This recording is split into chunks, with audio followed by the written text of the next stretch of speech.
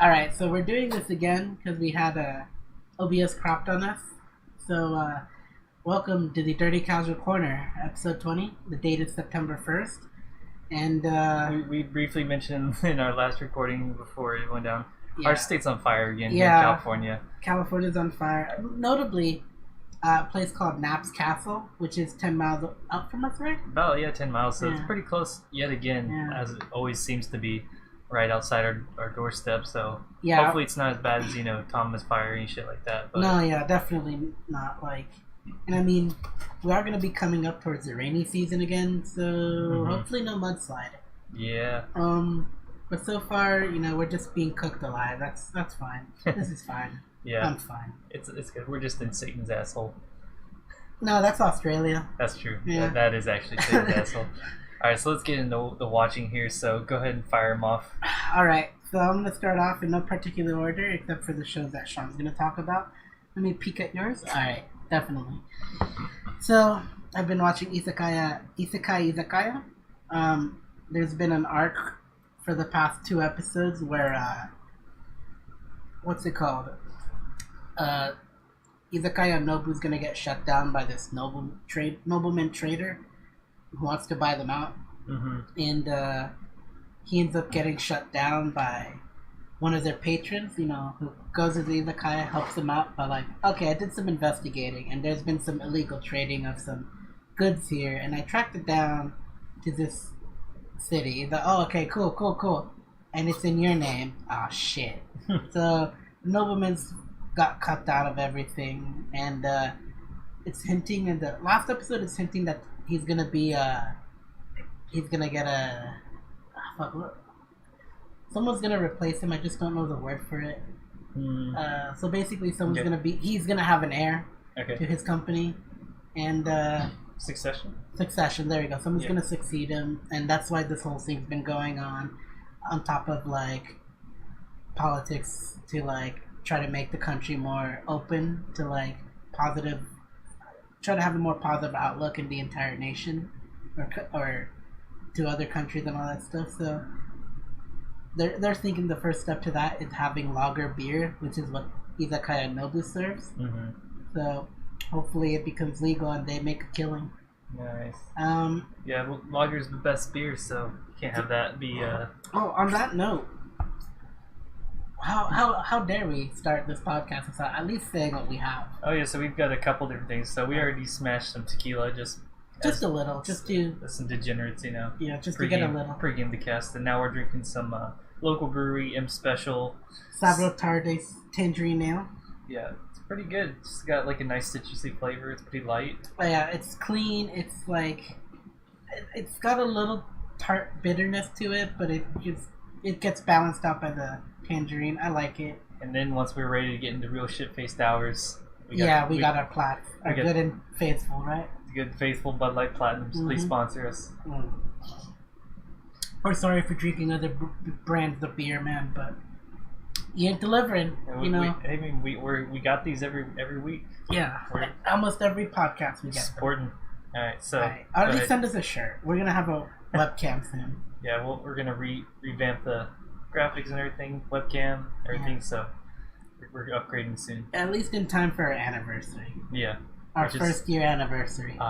You don't see that right now, but my hand's on his side. I think we've got that coming up in 6 weeks or so. So yeah, we'll by then we'll have some new shit going on. Yeah. All right, so Izakaya is good. Next one is Harukuno Receive, because sometimes you just need plot. Ooh, we are losing connection. Yeah, stream. Yeah. Sorry for the stream. Yeah. If anyone's on stream, but recording will be normal. Yeah. But stream is we're having some internet problems. Yeah, no worries. I will say though. Oh yeah, we disconnected. Don't worry, we'll fix this. Yeah, just keep going. So, Harukuno Receive is the next thing I've been watching. Sometimes you just need titties and ass. Yeah, try to reconnect. I've got the password here. So, yeah, just keep going. Harukuno Receive is definitely one of those shows with a whole lot of plot. Oh yeah, it's getting restarted. Don't worry. Alright. Just wait a little bit. So, Harakuna receive, you know, if you want to watch an anime about volleyball, watch Haikyuu, because Harakuna receives making me want to go back to that, and it's a really great show. The only thing that keeps me going is it's colorful. The girls look cute. There's swimsuits, titties and ass. Good. All right, solid. Solid. I'd give it a good solid 7 out of 10. It's entertaining me, but sometimes I need a break and all that. All right, but the next thing I've been watching is Yamishi Bai. Can't remember what happened this episode. I think it was there's this cursed lottery box that you shake it out and you kind of like you get this one thing, you get cursed and you're gonna be spirited away. So this girl's freaking out, and it turns out it can get transferred to other people. So if you get touched by this girl who hasn't been spirited away yet, you also will get spirited away. So great. That's how an entire town goes missing. And the next thing I've been watching is How Not to Summon a Demon Lord. So there's a few checklists on an isekai anime. One, you gotta actually be in an isekai world. Check. You gotta have waifus, because you can't have aces.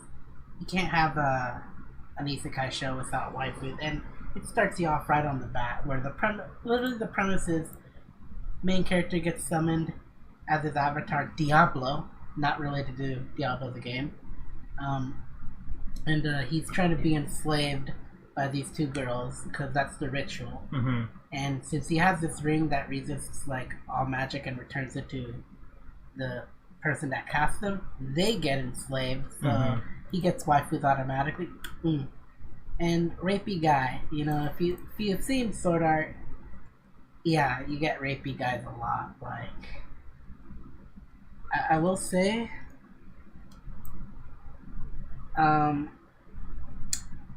the elf girl, who's my favorite so far in this series, is the rapey guy. I know her brother is the rapey guy. He literally wants to have her make.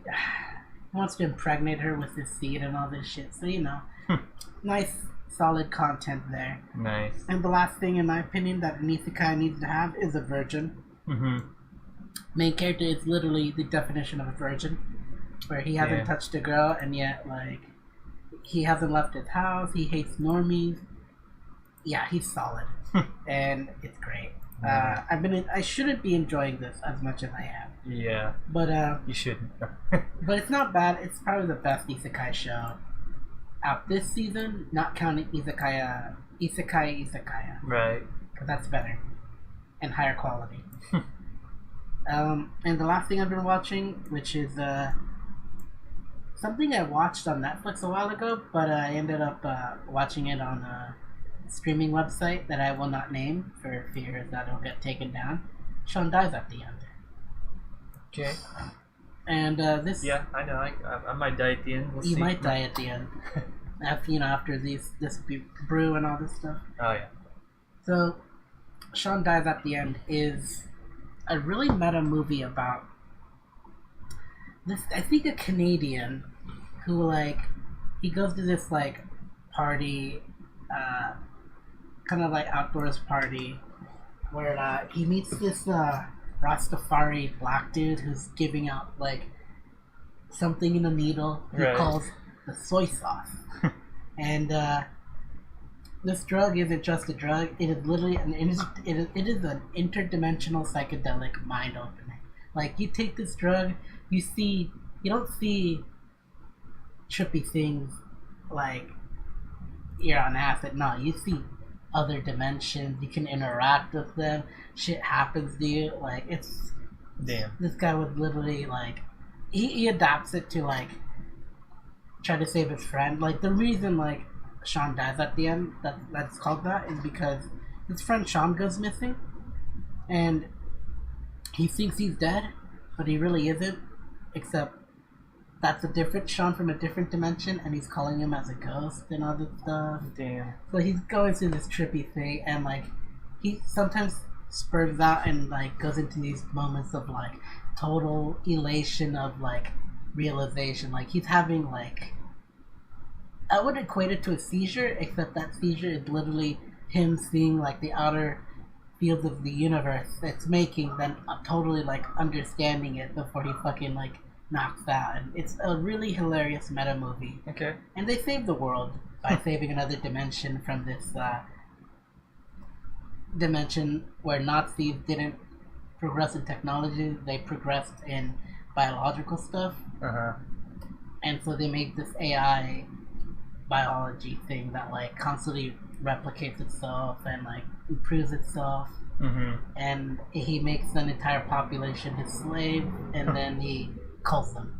Damn. So yeah, it's really meta. It's funny, and like the twist at the end for me is the guy that's interviewing him is not white. That's all I gotta say, and it's hilarious. I'd recommend you watch it. It's one of those long movies. You gotta sit down, there's popcorn, brew, maybe you know, maybe some weed, and you're solid. All right. And that is all I've been watching. What about you, Sean? So let me jump in. So let me get into the ones that we both share here. So we've got right up on our our little square here. Our favorite girls. Our favorite girls. We got Chio-chan no Tsugakuro. Our Chio-chan School Road, yeah, and Crunchyroll. Crunchyroll. And more on that later. But so yeah, I'm caught up on that episode 9 now. Yeah, same. I believe the last episode was okay. Episode 8 was, what was it about? There was the BL magazine. Chocolate? Yeah. The chocolate. Okay, yeah. see, there we go. So that's, you said. I remember you told me you said you can't watch shows in your open space of work publicly. Right. Right. So what about that? How about that? But it wasn't super lewd, It's just like no one would understand if they saw what was going on there, But if they saw, the panty scenes, obviously, yeah, definitely. That's different. But there's some panty scenes here and there with the Chio-chan, but that was more just some funny, kind of meta, Japanese culture thing, essentially, about how they, don't want to be, stand out and get caught doing certain things. Which is funny because episode 9 is, she's totally standing out and all this stuff with her really cute makeover. No, it wasn't the makeover. It was her tennis outfit, and she looked really. Oh, that was still episode 8. Yeah. It's still episode 8. Yep. So episode 8, they had her and the other girl, who was in her fucking running uniform, all lewd as hell. Yeah. And then she gets in her tennis uniform, but just so she could cover herself up, so she's not recognized. Yeah. So it ends up backfiring on her and all this stuff. Right. But the next episode after that. And then we had the one where, so the next episode was Ando-san. Ando trying to impress Chio. I ship them real hard. Yeah, I mean, obviously you have to, right? They're cute. Like, they really genuinely like each other. He genuinely likes her. I mean, the girl that ruined his life as a biker forever. But, he does some things to, like, get her attention, and one of them just totally goes the wrong way. So, Sean, can you tell me what went wrong? So, he saw her buying a BL magazine, Boys Love magazine, and then so he started doing research on Boys Love stuff, and then tried to replicate a scene from a popular game. Thinking so basically, slamming another dude against the wall. With his leg, like, how high up towards his shoulder? Oh, basically up to his fucking head. Yeah. Pinning him against the wall. With his legs that high up, and like... and then they're like, maybe we should just, leave them. Yeah, they're totally being homo, which is funny because the girls that came after were like, oh, that's from the game Endors. Yeah, Endors, yeah. Okay. I gotta like, that episode too was where, like, the same part is before that. Mm-hmm. He gets out a cigar. Right. He's lighting it up, and I'm just like, my boy. My boy. I need to get me a cigar. So not too much more about that, but the show's really good, so watch it. It's actually fucking hilarious. And it's got cuteness, it's got, backstabbery between the two girls. It's got Manana and Chio. Chio, yeah, and then lots of shenanigans. It's a funny show. It's definitely the funniest show. It's right got now. a lot of. It throws a lot of jokes at you. Like, of all kinds, yeah. Every episode has at least 5 jokes. Right, and then maybe 1 or 2 panty shots now. So you get a little bit of everything. Yeah. So jump into the next one. Not much to say here about Cells at Work. I've only watched 1 episode since last podcast. Did you like Cancer? Cancer? How about that Cancer? That Cancer. Hey, so Sean, what's your horoscope? It's Cancer. Oh, what a coincidence! Yeah, fucking figures. Yeah, seriously though, like Cancer. I gotta feel bad for Cancer cells because they get the worst of it, but it makes sense why. And it really touched me. You felt bad for Cancer? I felt bad for Cancer. Damn. I did. Well, I believe I'm current on it. Yeah, I've not watched today's episode, which is episode 9. Yeah. So I'm a little behind. I'll just say it involves the red blood cell. Like, it's her episode. Like, that's all. And are you sure that wasn't 8? Because episode 8 was her episode. Where she's trying to go through the heart. Go through the heart. Okay, yeah. So you're behind too. What? Yeah, there was. Oh wait, are you telling me it didn't come out yesterday? It came out today. Today, yeah. Oh, we're both behind. Then. We're both behind. We'll catch up on that later. Yeah. See before like. All right, so let me get into my own shit here. So Persona 5.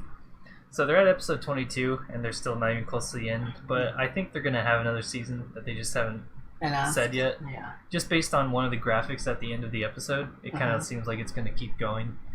But it's still good. The adaptation's been good.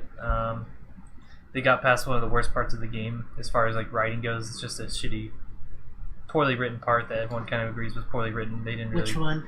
It had to do with Haru and then Morgana and Ryuji fighting. It was just really poorly written, and I can't find anyone who actually liked that part of the game because it was just kind of forced. But they're past that now, so now they can get into actually the best stuff in the game, which is pretty much all the stuff that comes soon after. So I'm excited about that. But hopefully the next season, if they do that, doesn't have a large gap and it goes right after, so I don't have to wait months to see that. Well, so chances are, yes. There's a good chance, but I guess it depends on how much money A1 threw at it. Well, they got a lot of money, but I mean, I know the Japanese broadcasting station does have a very strict time slotting. Did you? Yeah, so that's why I don't know if they already planned this or if they just, added it now and then it's going to be something that we're going to see in 6 months or who knows, but we'll see about that. So, next, Attack on Titan, Season 3, Episode 6. You're still watching it, huh? It's actually, I actually like it more now than when all the Titan stuff was going on. Because of, there's a lot of kind of interesting like politics stuff going on, and now there's it's mostly humans fighting humans, and it's kind of got an interesting dynamic there, and now you're actually learning all the secrets about the Titans, or maybe not, because I don't know, one thing I don't like about it is that everyone just has these like, at least whoever's a Titan has like basically superpowers. Yeah.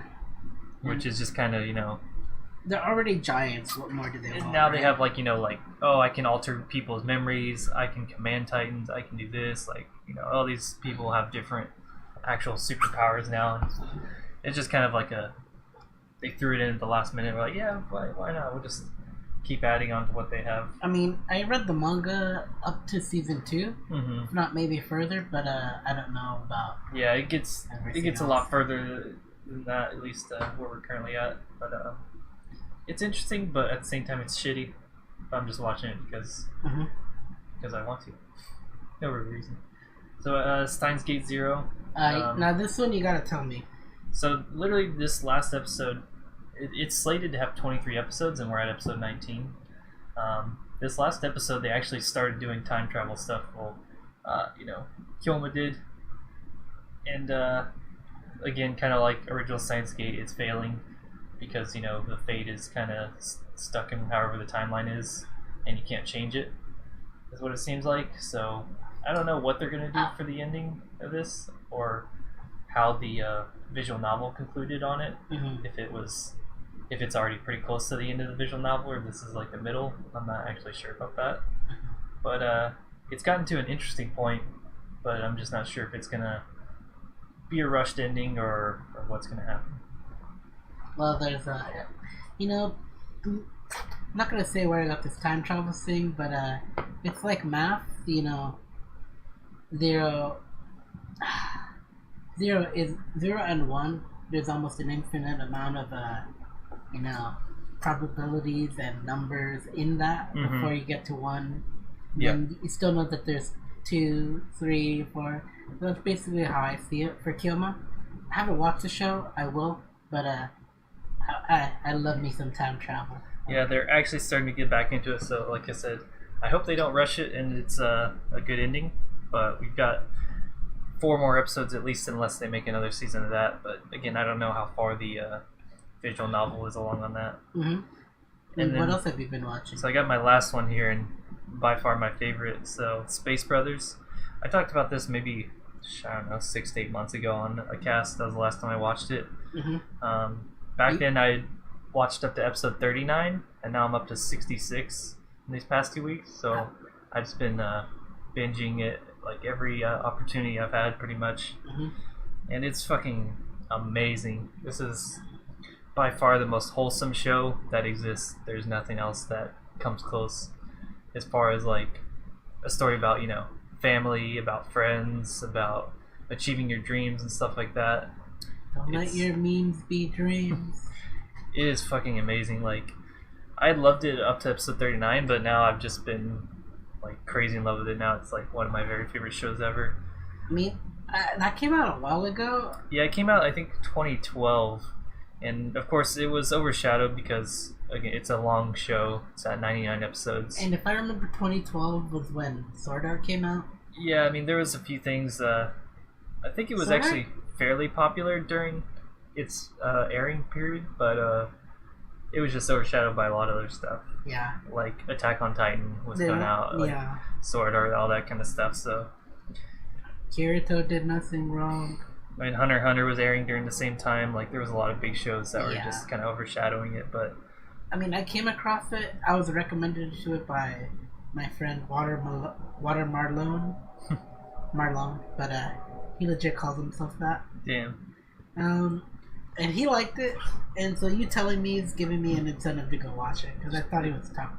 He was all talk. I mean, the show is very slow. It has a very slow pace, but it's kind of deliberate because they want to go into detail about everything. Like, does it entertain you enough to stick around? It's entertaining. Like, it has funny parts. It has intense moments. It has like parts that will like just interest you if you have any interest in space or NASA, JAXA, all that stuff. JAXA actually helped make this anime to make it fully accurate to the full extent of what an astronaut goes through in training and everything to become an astronaut. Like they actually helped produce it so it was fully accurate. That's good to hear. There's a lot of detail in it, like just from, and it spans over multiple years of training and stuff. Like it's not like, oh yeah, I became an astronaut in 3 months or whatever. No, they go through the whole deal. Yeah, I mean, I know it takes a while for astronauts to be prepared, and like they usually time it within before they launch it. So it's like they've already got this plan that they're gonna send it at this time because it's easier to send in the orbit of Earth. Right. In certain times, you've got certain openings to go to certain areas, like Mars. Recently, I believe we had a satellite we sent to Mars, a probe. I think some recently, yeah. Yeah, and that was a big thing. So it makes sense, and like I really like the idea that you're telling me. But yeah, if you want to just like a really fucking chill show, this is like the most chill show. But also like, there's plenty of parts that like, make you laugh, hit you in the feels about how things go down between like the families, their friends, and everything. It's like their wives. It's got every kind of there's wives. There's like. Is there any cucking? There's no cucking. It's not degenerate. It's not degenerate. Don't worry. But no, this show is amazing, and hopefully in the next month or so I'll finish it. The last 33 episodes. Well, I'll give it a consideration. I've got few shows I want to rewatch. Yeah, it's amazing to just binge. I've just been going through it. So let's move along here. We've been here long enough now. I think you should go to the playing segment first, but let's bring it in. All right. Ooh, that was a loud one. Yeah, we got some tall boys here, so we got some big nice cracks. acoustics. Yeah, exactly. So you want me to go first here? Yeah, because mine's a little... Literally, I'm going to be dick riding so hard.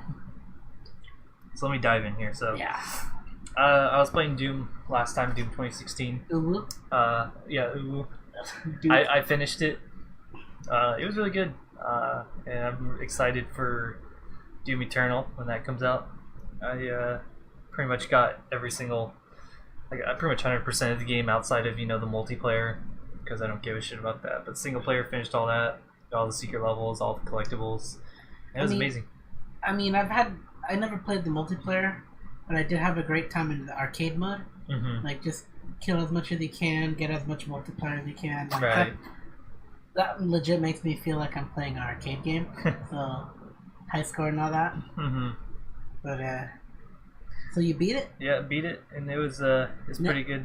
Basically, this game was just a big throwback to original Doom. Like, you had all the bosses from the original Doom. You had Cyber Demon, you had the Spider Mastermind, all that stuff. Like, everything in this game was just a big, love letter / throwback to original Doom. And Doom Eternal is basically Hell on Earth. Exactly. Doom 2. Right. So they're just basically kind of...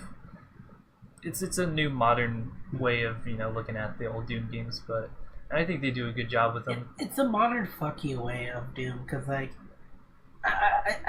he doesn't give a damn. He's just an angry guy. But I mean, what I really liked about it was Doom Eternal's trailer, where like he's walking at the UAC in nearby Earth or something. Mm-hmm. This guy has his key card, and he's like kind of nervous that the Doom guy's approaching him, and instead of just like yanking the key out from him, like a necklace, you break that necklace chain. Yeah. He ends up like grabbing the key card, still wrapped around him, and he just drags him with his swivel chair all the way to the key puncher thing.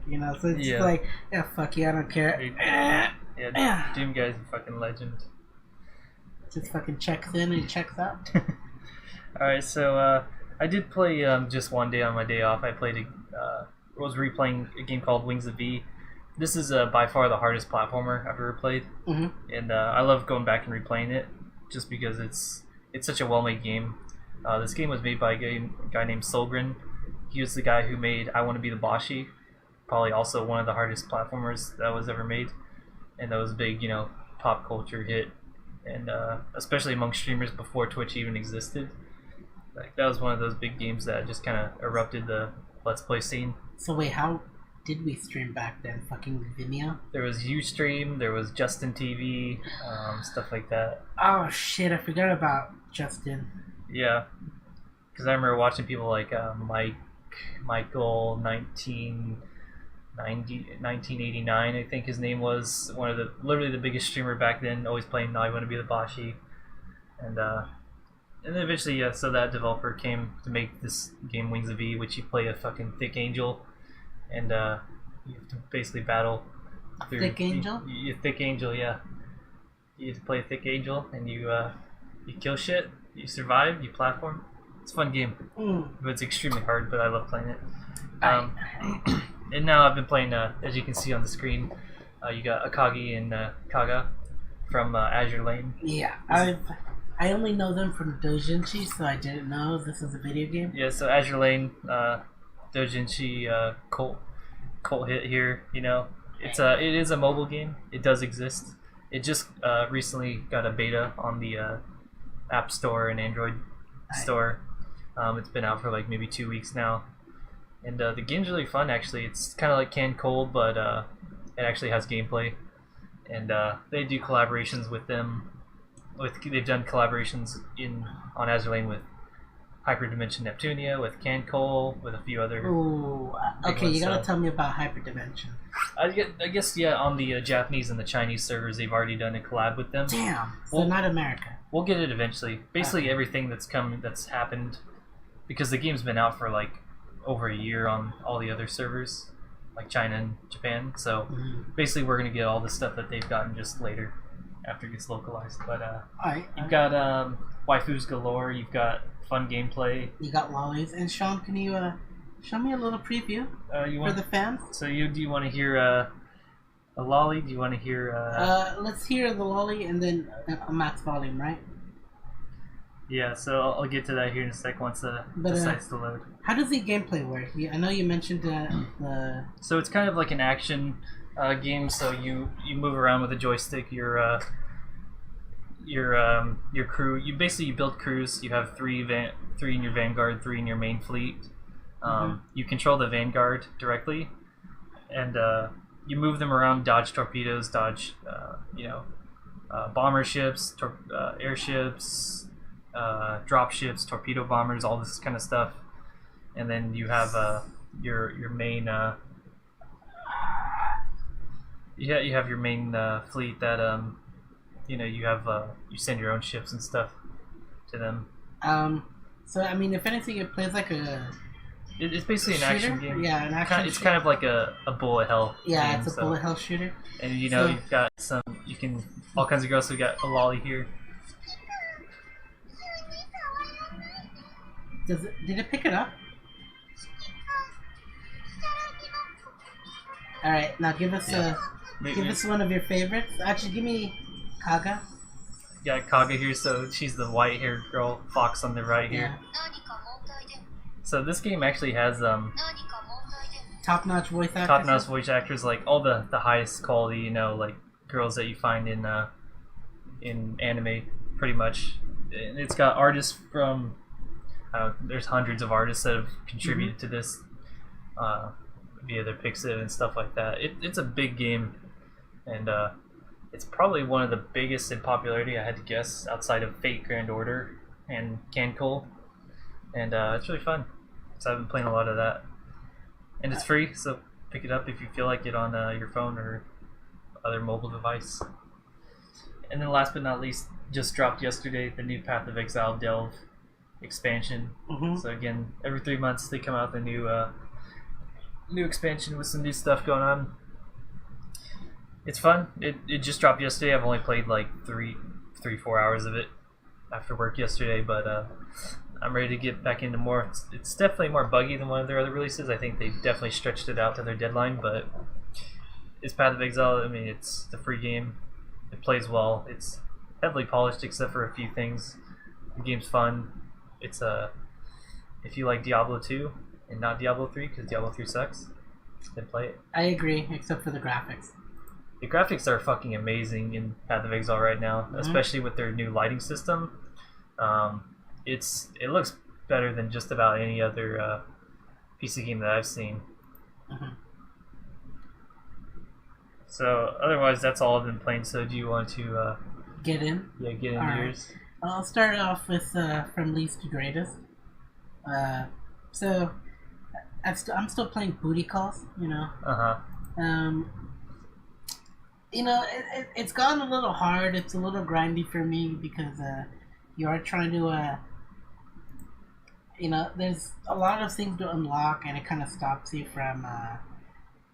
So I see Tifa's not in there. Okay. But I mean, so Booty Calls has a lot of events happening for it. So like you go on dates to meet certain requirements for this quest, and for a certain girl, and you get rewards out of it for costumes or like a new CG scene or something, and all that. And it's pretty good. Like I've been enjoying it. It's just gotten really grindy, and I fail a lot. So.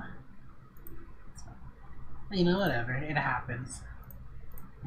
You just sometimes gotta grind out your heart out in this game, and I haven't been too committed to it, but so far I think my favorite girl has been the gamer girl, Amy Sparks, the MILF, who's Pamela, and recently my new favorite girl, who's the goth. So, you alright? You alright, boy? I'm good. Just pounded out for this book. Half or all? Alright. So, yeah, Goth Girl, I just unlocked her. through you get her into gacha. So I've been doing the daily free gacha, and I just somehow got her. And she's my favorite. Like I really like her design. She loves BDSM. I'm down for that. Next game would be Overwatch, because I was playing with DJ last week, and of course, you know, they've added a hamster called Wrecking Ball, who I think should be renamed to Wrecking Balls, because it's basically a rolling testicle.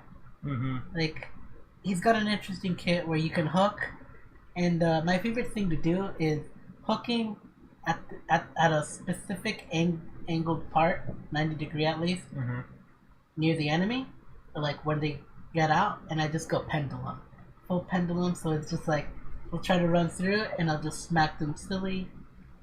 He's got mines. That's his ultimate is he'll drop mines that do an insane amount of damage.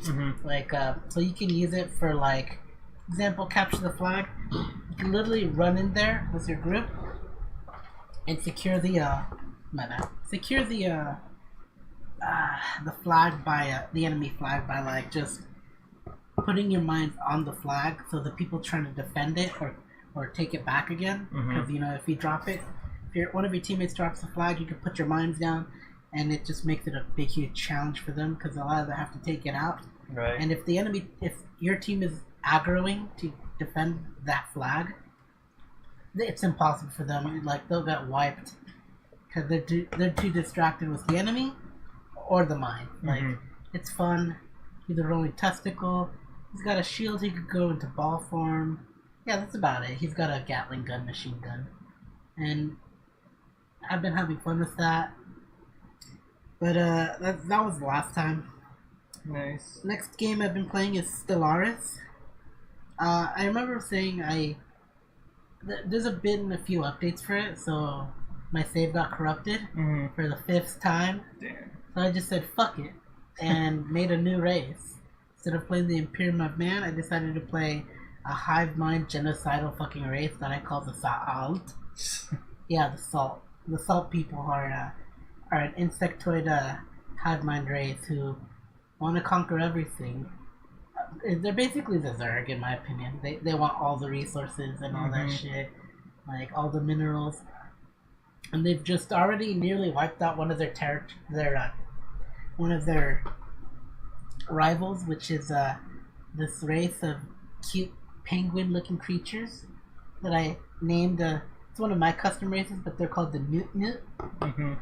And their main planet is Honey Newt Cereal. Damn. Yeah, Honey Newt Cereal. Alright. So that's their main planet, and they're down to that planet. I've had them encircled. Like, there's no way they'll ever regain. Like, they'll never recover. But I've been having fun with that. Ironically enough, the Imperium of Man is an enemy race that's just north of me. And they want to go to war with me. So that's where I stopped, because I literally finished the war with them. And I was like, alright, I'm low on minerals. I lost a good number of my fleets. I gotta rebuild. And they start attacking me. So it's just like, well, I gotta figure out what to do here. So I just left it at that. Alright. And the next game I've been playing is Smash.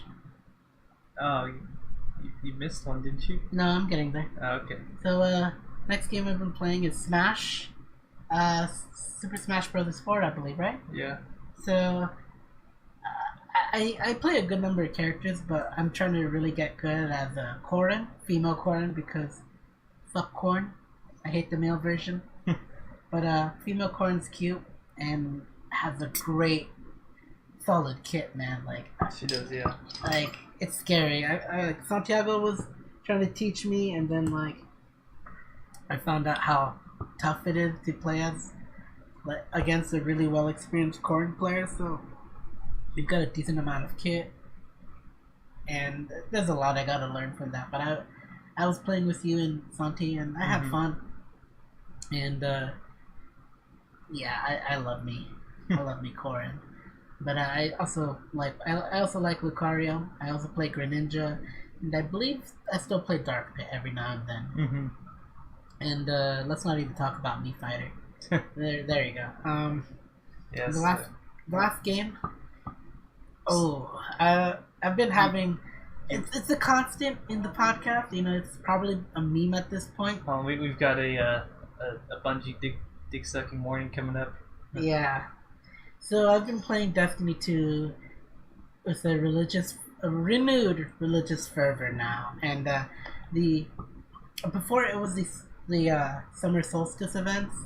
That's over, and the big patch came out, and the big patch is they changed the entire game to play a little more like Destiny 1. So like, you got a lot of the energy stuff that used to be power put in the energy slot. So you got a good number of snipers and shotguns in the energy slot, or the kinetic slot, which is just the standard. And it's kind of thrown my game off a bit because I never really play with any other power weapon besides shotguns and snipers every now and then. Like, so the weapon I got last podcast that I was helping other people out, it's still in there as the heavy ammo, heavy power.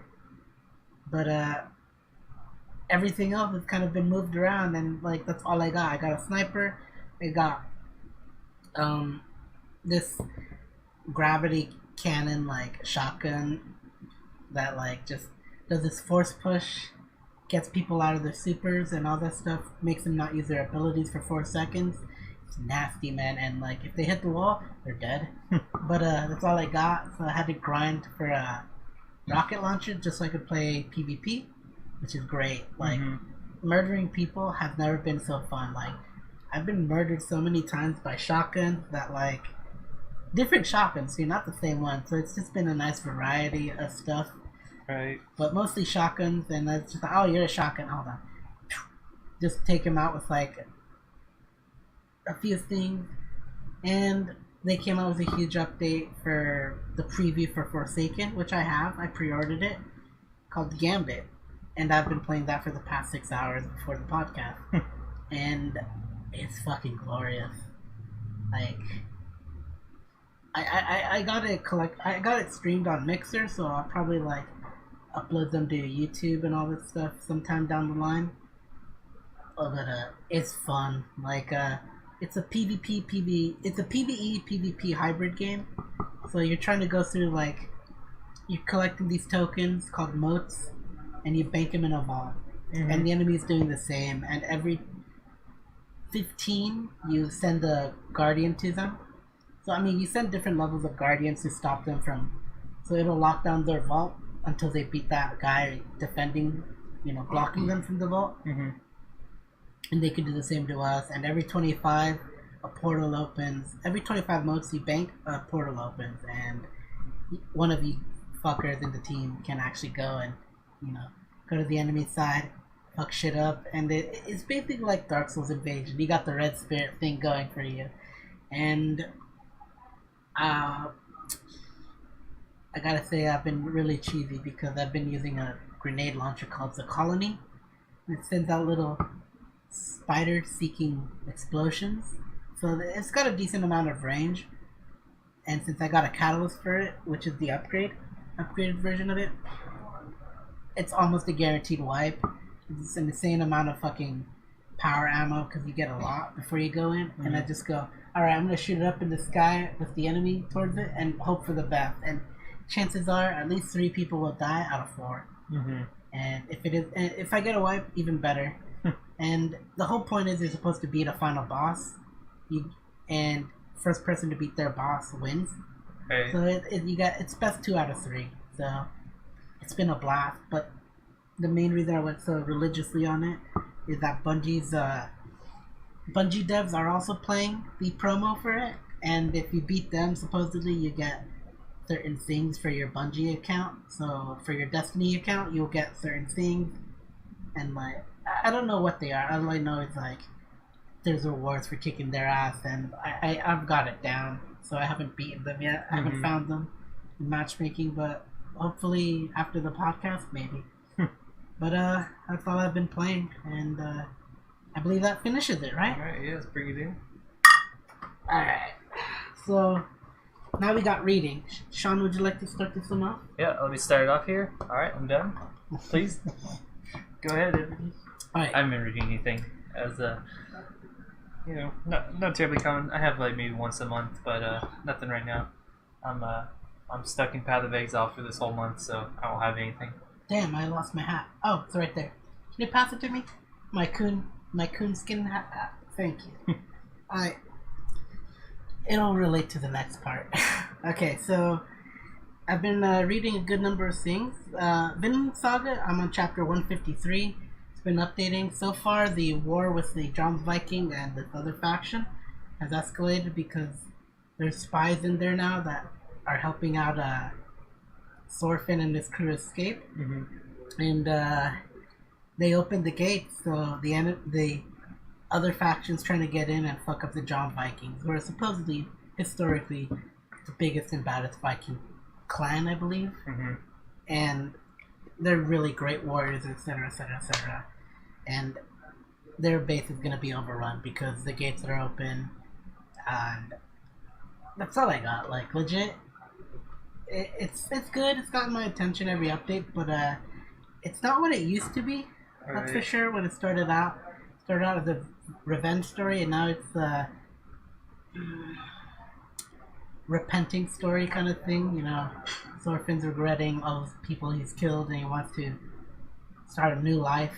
Mm-hmm. Hinting at the new world, by the way. So, I believe there are historic artifacts of Vikings actually going to the New World, United States, technically, you know. So they're hinting at that. Right. And I've been enjoying it for that. Next thing I've been reading, Monster. I binged this so fucking hard. Like,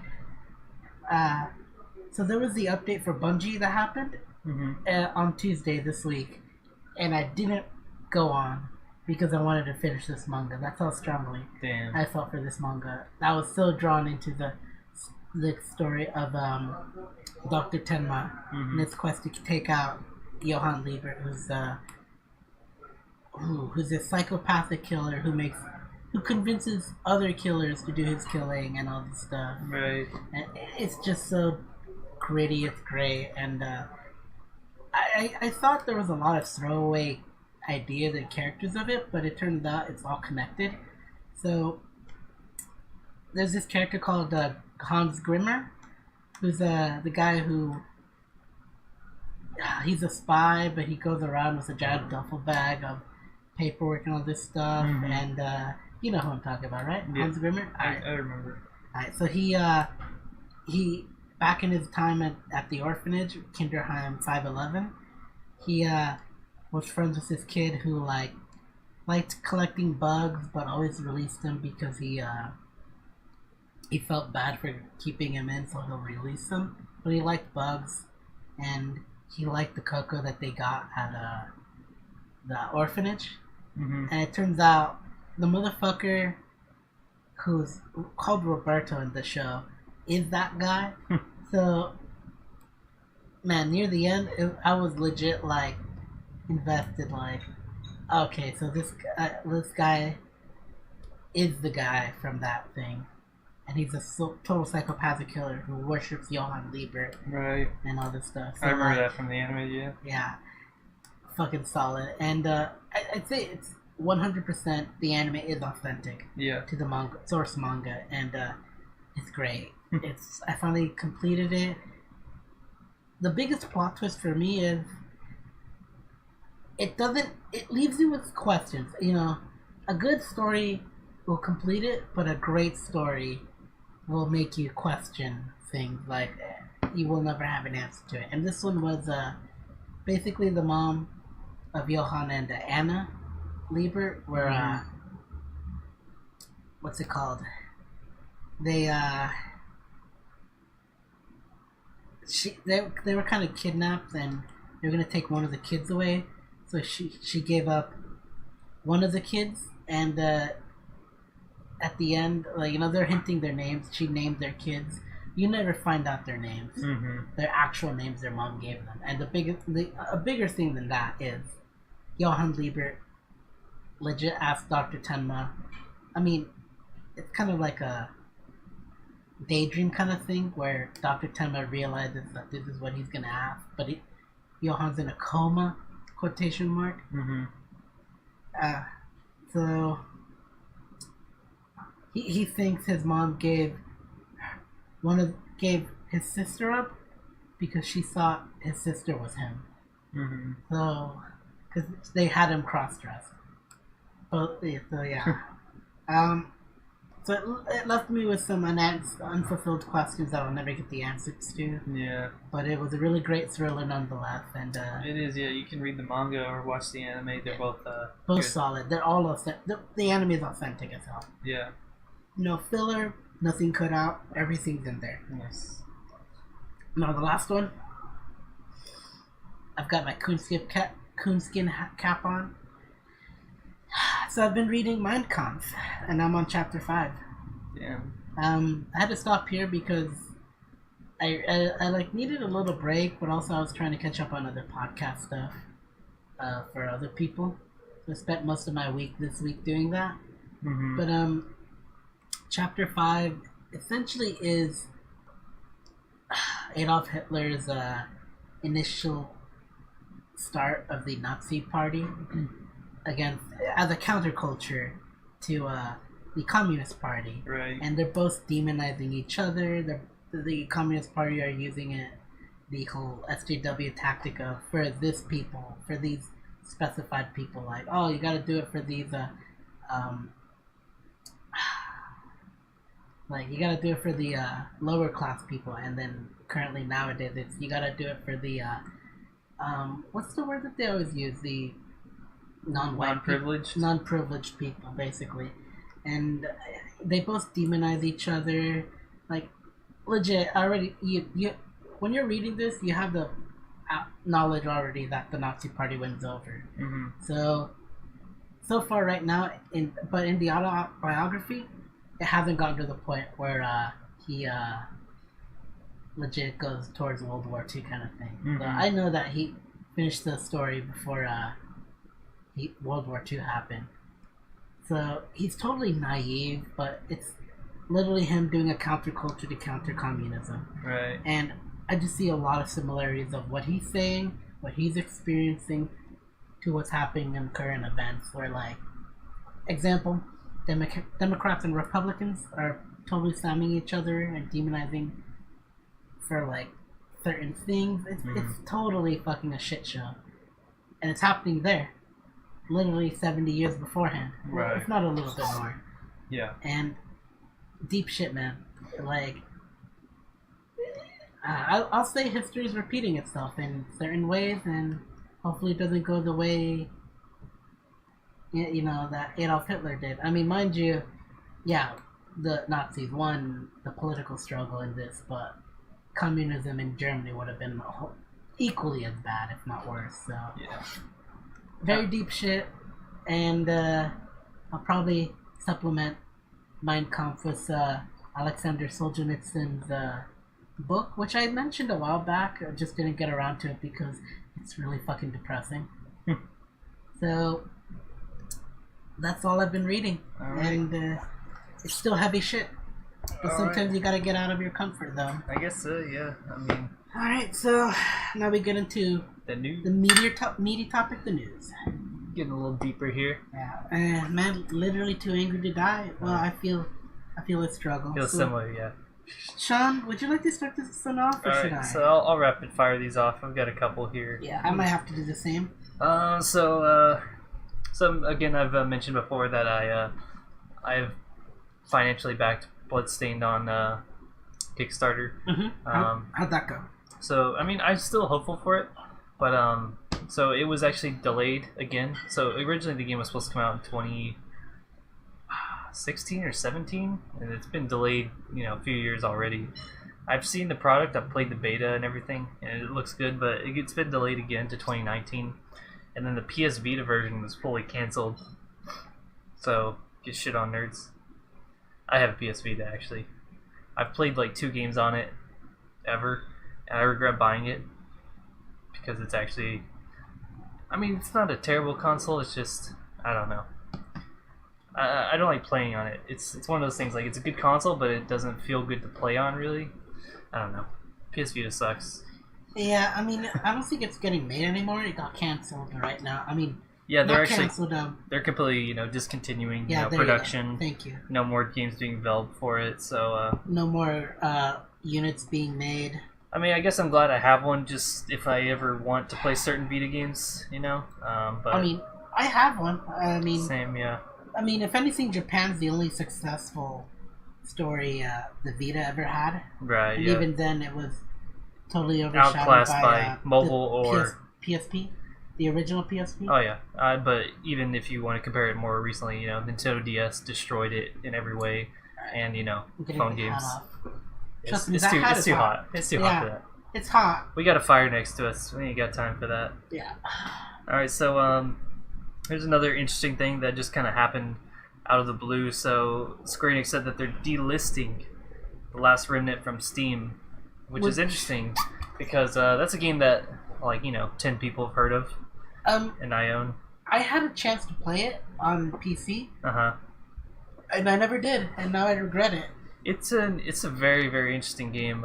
It actually has quite an insane amount of depth. Like you have to. I mean, you don't have to read the wiki, but if you want to get the full experience and understand mechanics, you have to read an entire fucking wiki to understand how deep the fucking systems go. Uh-huh. It's pretty insane. But I'm just curious. People have been speculating why they would have delisted it. Obviously, because why not keep it on there unless you were doing something with it, either remaking it or doing something else with it. So that'd be cool if they did remake it. I don't see a reason why they would, though, just because it was such a small game. I mean, I don't know how many they units. like money. I mean, if anything, I believe The Last Remnant was overshadowed by a few other RPGs at that time. A lot, yeah, just because it was very complex, and complex games usually don't get far unless they have huge cult followings already. Resident of Fate. Yeah, that one. Again, yeah, that one's a whole different story, but I get into that forever. But The Last Remnant, I don't think it sold incredibly well, but it did actually incur a pretty big cult following after it came out, just because people love the game. But I'd be excited for a remake just because I like the game a lot. It's cool. Uh-huh. So next on the list here, this is obviously it'd be better if we had the footage, but Devil May Cry 5 gameplay got shown. And there were some early copies given out for previews. For reviewers, basically, right? Exactly, yeah. And you had the typical, idiot, barely plays games game journalists. Game journalists. They got fucking blown the fuck out because there was a couple of them, I think 2 or 3, that mentioned, the music is really lacking. There's nothing really there to it. Yeah. Well, it turns out, this was mentioned like a year ago, and this is a system in the game that the higher your combo meter, the better you're doing, the more intense the music gets, and actually you get all the music, coming together, all the vocals, as your combo meter gets higher and everything. So if you're not hearing good music, then you're not playing well. Yeah. So I thought that was just a funny thing that they just got, I mean, they got called out on it. I mean, I like that. Just legit. I don't like a lot of game journalist stuff going on, and this is just indicative. This is an example of. Yeah, I mean, you had the whole plagiarism thing that happened last month, and now this. It just keeps happening every step of the way. You see this with every single game, pretty much, like big game. I mean, so it really comes with the territory of the big reviewers and all that stuff, like IGN, Kotaku, and all that. Right. So. It's cancer. But the real players are the YouTubers. But if you look at a couple actually good, reviewers and people who know how to play games who reviewed it, they say the game is fantastic and it plays exactly like, an original Devil May Cry, not the Ninja Theory one that, was a big piece of shit. Dante with an O. Exactly. DMC. It plays like Dante with an A, and it's faithful to the old Devil May Cry games, so you could fucking dual wield motorcycles as weapons. Come on. Wait. Whoa. Yeah. As Nero? I think it's Dante. Maybe it's Nero too. But okay. It would have made sense Nero because of his double arm. Dual wielding motorcycles, man. What else do you need? Okay, but if it's Dante, that's fucking metal. pretty meta. Yeah. All right, so next we saw there was some previews going around also of Sekiro: Shadows Die Twice, and the game looks fucking amazing. Now this is what I've always wanted from a FromSoft game, was good gameplay.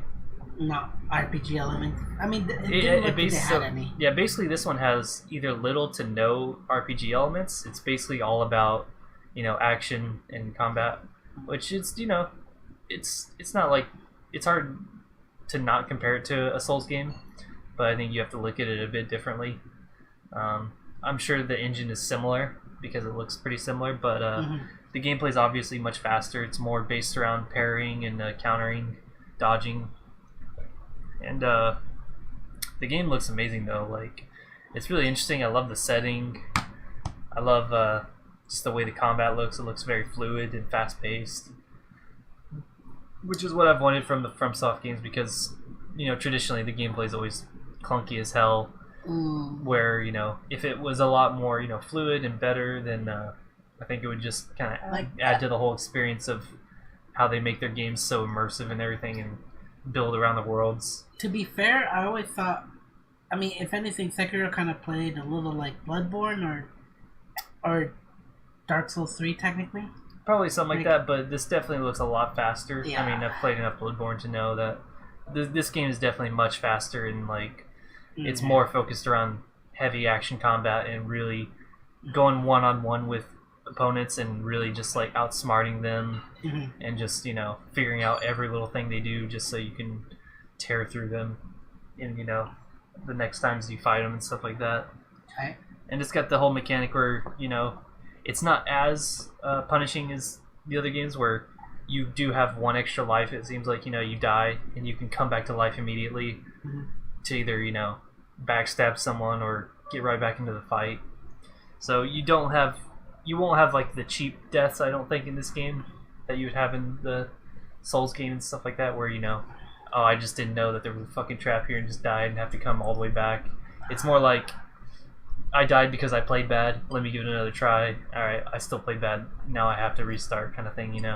It's more like they want you to really get good in this game. I'm still gonna get the game, hands down. I'm definitely. It appeals to me because it looks a lot like Tenchu, and I know people have drawn that comparison, which is one of my favorite PS1 games of all time. And I'm really looking forward to it. So unless they delay it, it's coming out March 22nd next year. Ooh, I hope they don't delay it. Yeah, same. All right, so this one's kind of a sad one. This just happened last weekend. So there was a shooting at a Madden tournament in Jacksonville, Florida.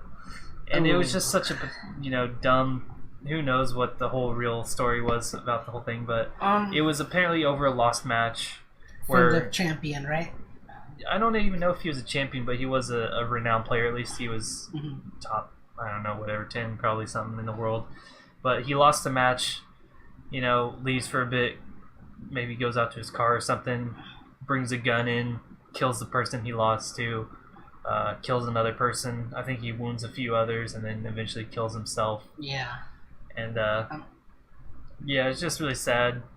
And I have a few comments on this, but you finish up though. No, I just want to mention, it's just don't.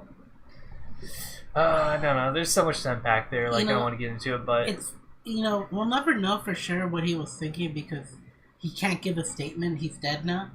I mean, right?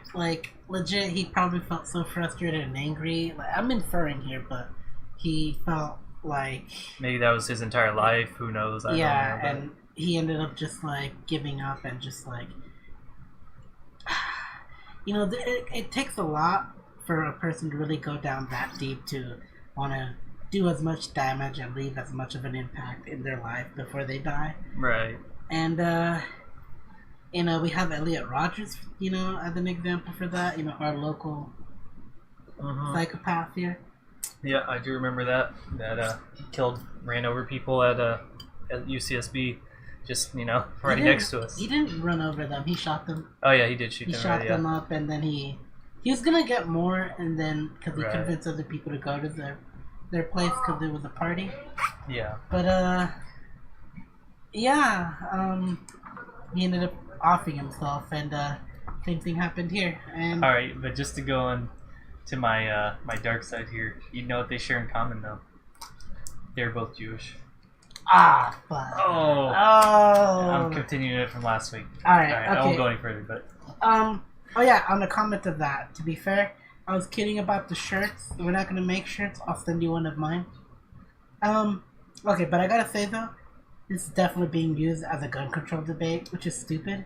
I mean, it's always going to be, no matter what happens. Like, to be fair, if you go on, finish that. I was gonna say, it's just one of those things. Like, you look everywhere. It's like, yes, America does have the highest homicide rate with guns, but it's not ARs, or at least rifles. Exactly. It's like handguns. You know, you look at these other countries that say, "Oh, you know, we're so much better." Sweden has like gone up like 10 times the amount of gun homicides in the past few years. Like, that's Britain, not including their migrant crimes. Yeah, like the ones that they don't want to let you know about. People running people over, grenade bombings, all that stuff. Grooming. Yeah. Oh, with the children. Yeah. Yeah.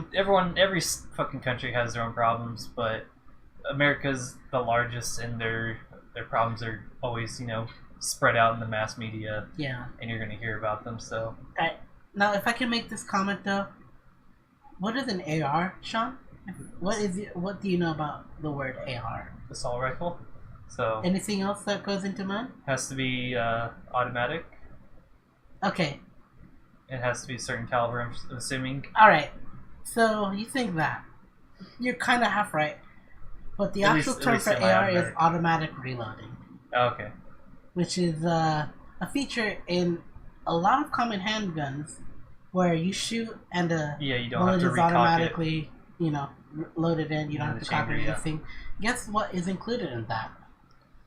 Just about everything, man. Like handguns, handguns, all that stuff, rifles, sniper rifles, machine guns, and 50 cal machine guns, etc., etc.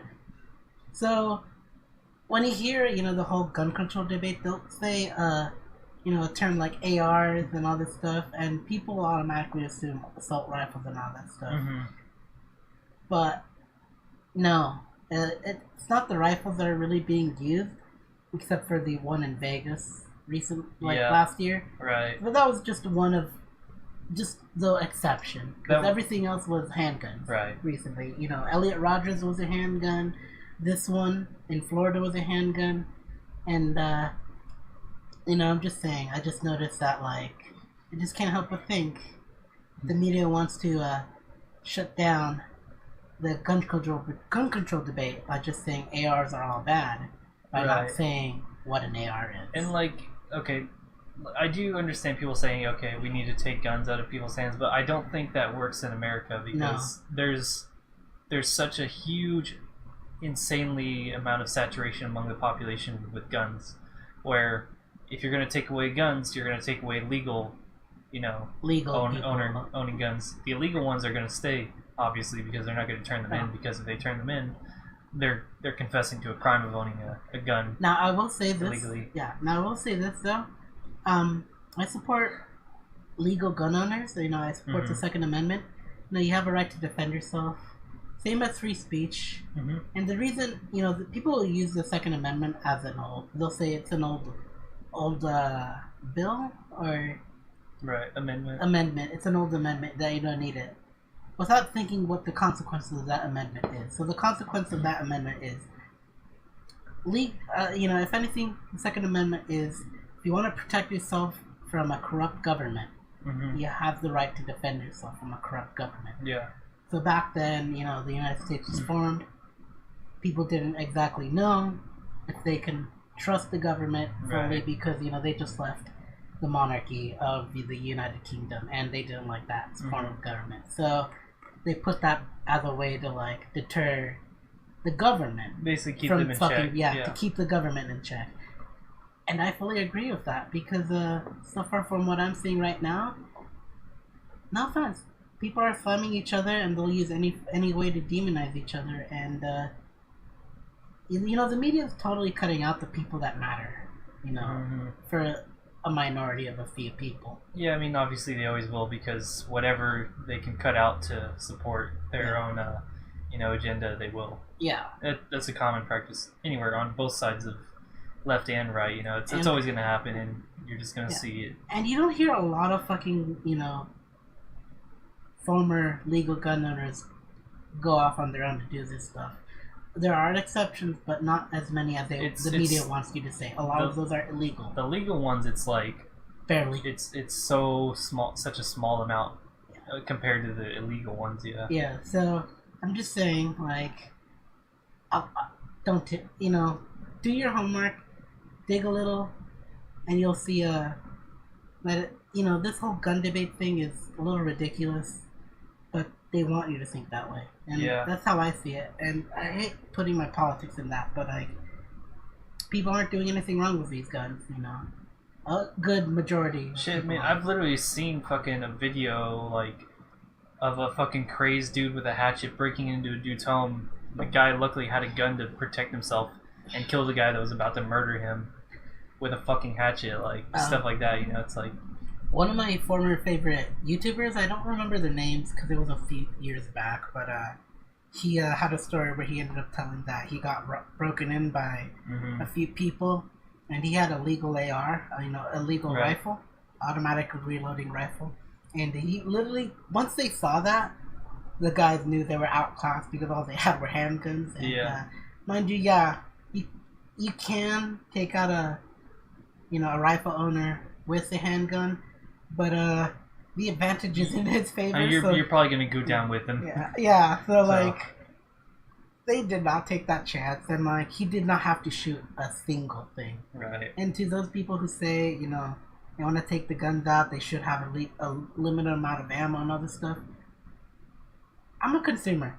Who are you to tell me that I can't have all the Pepsi, all the Coca-Cola, all the bullets? I mean, if you want to really get into it, and you look at like how many deaths are caused by guns versus health problems, sugar fucking should be banned out of our fucking diets, because how many does that kill? That probably kills 100 times more people than guns do. Now, mind you, but anyways, you gotta be responsible.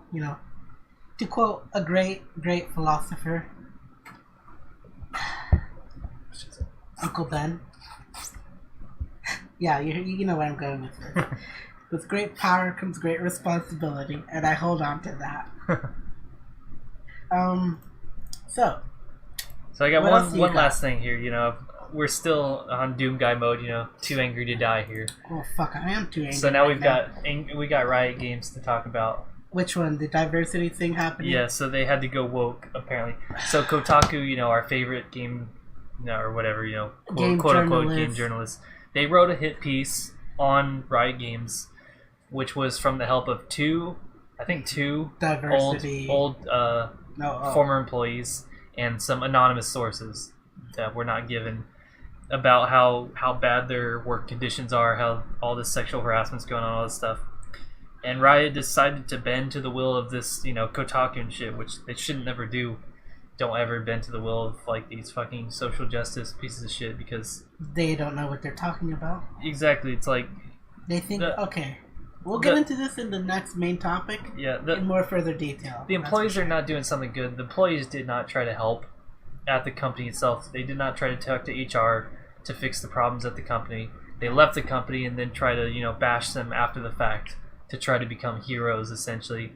But it's doing worse things than. Well, I hope they like being in the unemployment line, because that's what they got themselves into. Exactly. Yeah, you want to leave a big statement? File a report. Exactly. File a report with HR, and if then they don't, sue them. Yeah, sue them or leave. I mean, that's fine. Like, that's what real companies do. Don't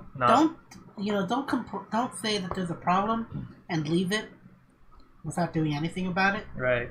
Like, for fuck's sake, like I'm gonna have to project a little bit, but I complained constantly a lot about my gas station job, about how a lot of the people in the area really were severe alcoholics that they needed to be cut off. Right. And yet I suffered by doing the right thing, by cutting them off, because I could not get a promotion. I could not get a 25-cent raise for the past 2 years. I worked there for 3 years, so for 2 years I couldn't get a raise because of that. Because you get a lot of complaints and all that stuff, and they couldn't write it off because they were alcoholics. Mm-hmm. That they knew, so I had to either stick to my morals or cave in and all that stuff. And I did my best, but I made it known that, yeah, there's a problem in this community area, and it's not safe for me. And I've been attacked several times, and, you know, they don't care. So, it's not, you know, Riot doesn't have that big of a problem compared to what I dealt with. Right, I mean, and they want to complain. And now theirs is like they issued a formal apology, and now they're going to start to quote unquote expand the culture and diversity and inclusion initiative. You know, and this is just diversity of skin color, not people's ideals or ideas. You know, it's just a way to, you know, it's a what's it called, affirmative action. Yeah, they're just, you know, we need a checklist. You know, we must have this X amount of black people. We must have X amount of Muslim people. We must have, you know, X it's amount just of females. exactly, X amount of, and that's how it's going to be. trans. We're not going to hire people based on their skills or merits as you know, employees. We're going to hire them based on. To be fair, they would get people from these merits, but at the same time, it impedes getting the right. It basically, people for the job. It does. If there was someone more qualified, but they were, you know, they didn't, white or Asian, no offense. they don't follow in the specific criteria that they need for diversity, then they're on the chopping block, even if they were a better fit for the job. You know, it's just that kind of shit that just holds back our fucking society. No offense to say, I say Asian only because you know, people do have a stereotypes of Asian. That is relatively true. Mm-hmm. But that is because of upbringing. They are smart and they are qualified. Oh yeah, you know, so bad for them that they have, you know, good work ethic. Oh no. Oh no. How could they possibly get a job with good work ethic? Yeah. Oh my god. Like they're so marginalized. And I mean, to be fair, a majority of the United States are white, but not all of them are well educated. Right. I mean, I'm not giving any facts here. I'm just a opinion person, not a fucking journalist or anything like that. But you know, I'm just saying, you know, not every white person is privileged. Yeah, you know, not even by a long shot. There's a good number of fucking poor people who can't fucking. There's a good number of poor white people who can't afford to pay water bills. Just as many as any other race, like many other. It's not even a question. Obviously, because there's more white people in America, there's even more, you know, people that you know, white people that have, you know, these kind of problems.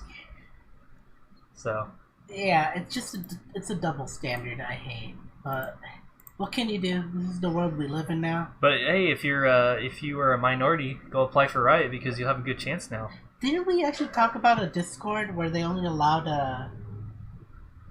races, privileged races? You know, basically minority races. Oh, like, I'm sure people like old NeoGaf, you know, Reset Era. Ah, there we go. NeoGaf was the one. Yeah. Yeah. Where you can get hired on. Yeah, but only if you're a minority. Yeah, so I'm Mexican. Yeah, you're down. Mexican. I can get in. You've got a good chance of getting right, my dude. Yeah. Good for you. To be fair, though, I do not want to be merited on my skin color. Yeah. I'm not the best person for the job. I would hate that more than anything than to be just hired based on a diversity quota than my actual merits for the job. That would just make me feel pathetic. But they don't care about that. They just they it's not that they don't care about that. It's that they're totally brainwashed. Or they don't understand like why it matters. I think. Yeah. And they just think that if you're not doing this, then you're racist, and that's just how it is. To quote an old saying, the devil is in the details. Right. So the way you say it really changes your perspective on a lot of things. Certainly. Even though it could be negative. Mm-hmm. So, you know, someone could convince me on the benefits of crack, but that doesn't mean crack is good for you. Exactly. So, yeah. Well, congratulations, right? You're the next person who is gonna go woke. And hopefully go broke. Yeah. To quote the quartering, go woke, go broke. Gotta get with some of the shirts, huh? Yeah, we do. I kind of do want one. So go ahead and fire off your news. That was quite a long one even for me. All right, so we're gonna go from dark to good on mine. So I'd like to talk about. Ooh, all right. Let's start with Facebook. All right, so Facebook is planning to implement a user rating system that scores your trustworthiness by other users. So other Facebook people would more or less like anonymously rate you on how trustworthy you are. So you won't know exactly how it's going to work out, and it hasn't really been fully explained how, you know, the company Facebook would manage this.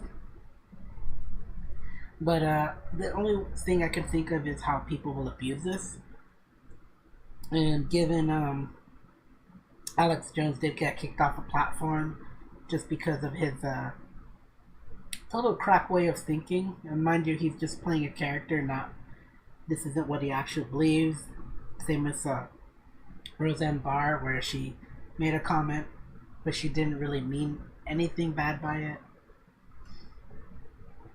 And people took it the wrong way. Similar thing. And now Facebook is going to continue in that trend of slamming people that they don't want by implementing this.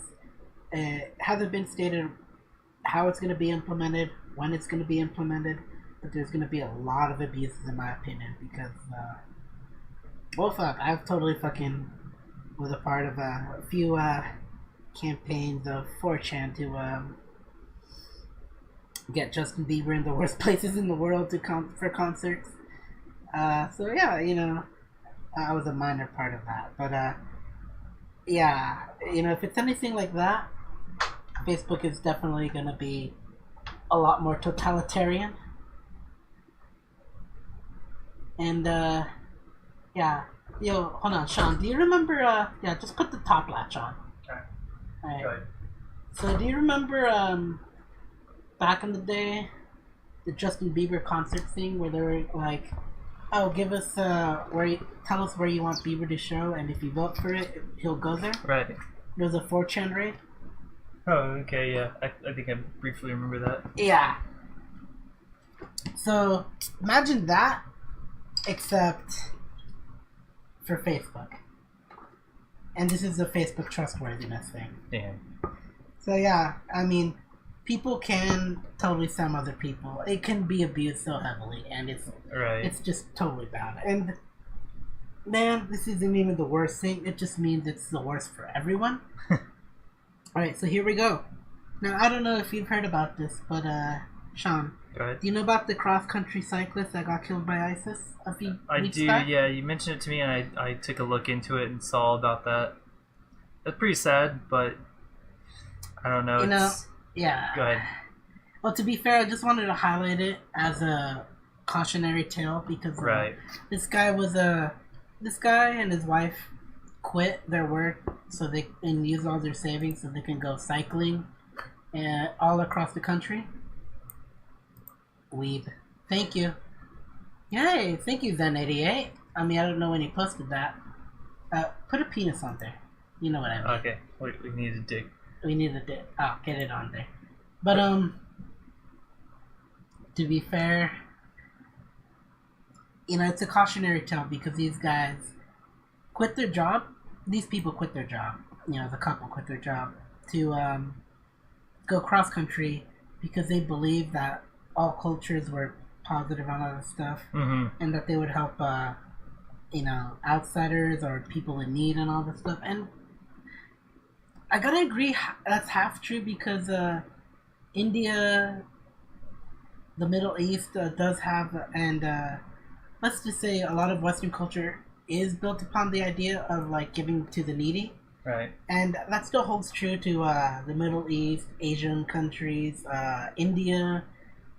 Like, people will help people in need. Like, that's for sure. They will.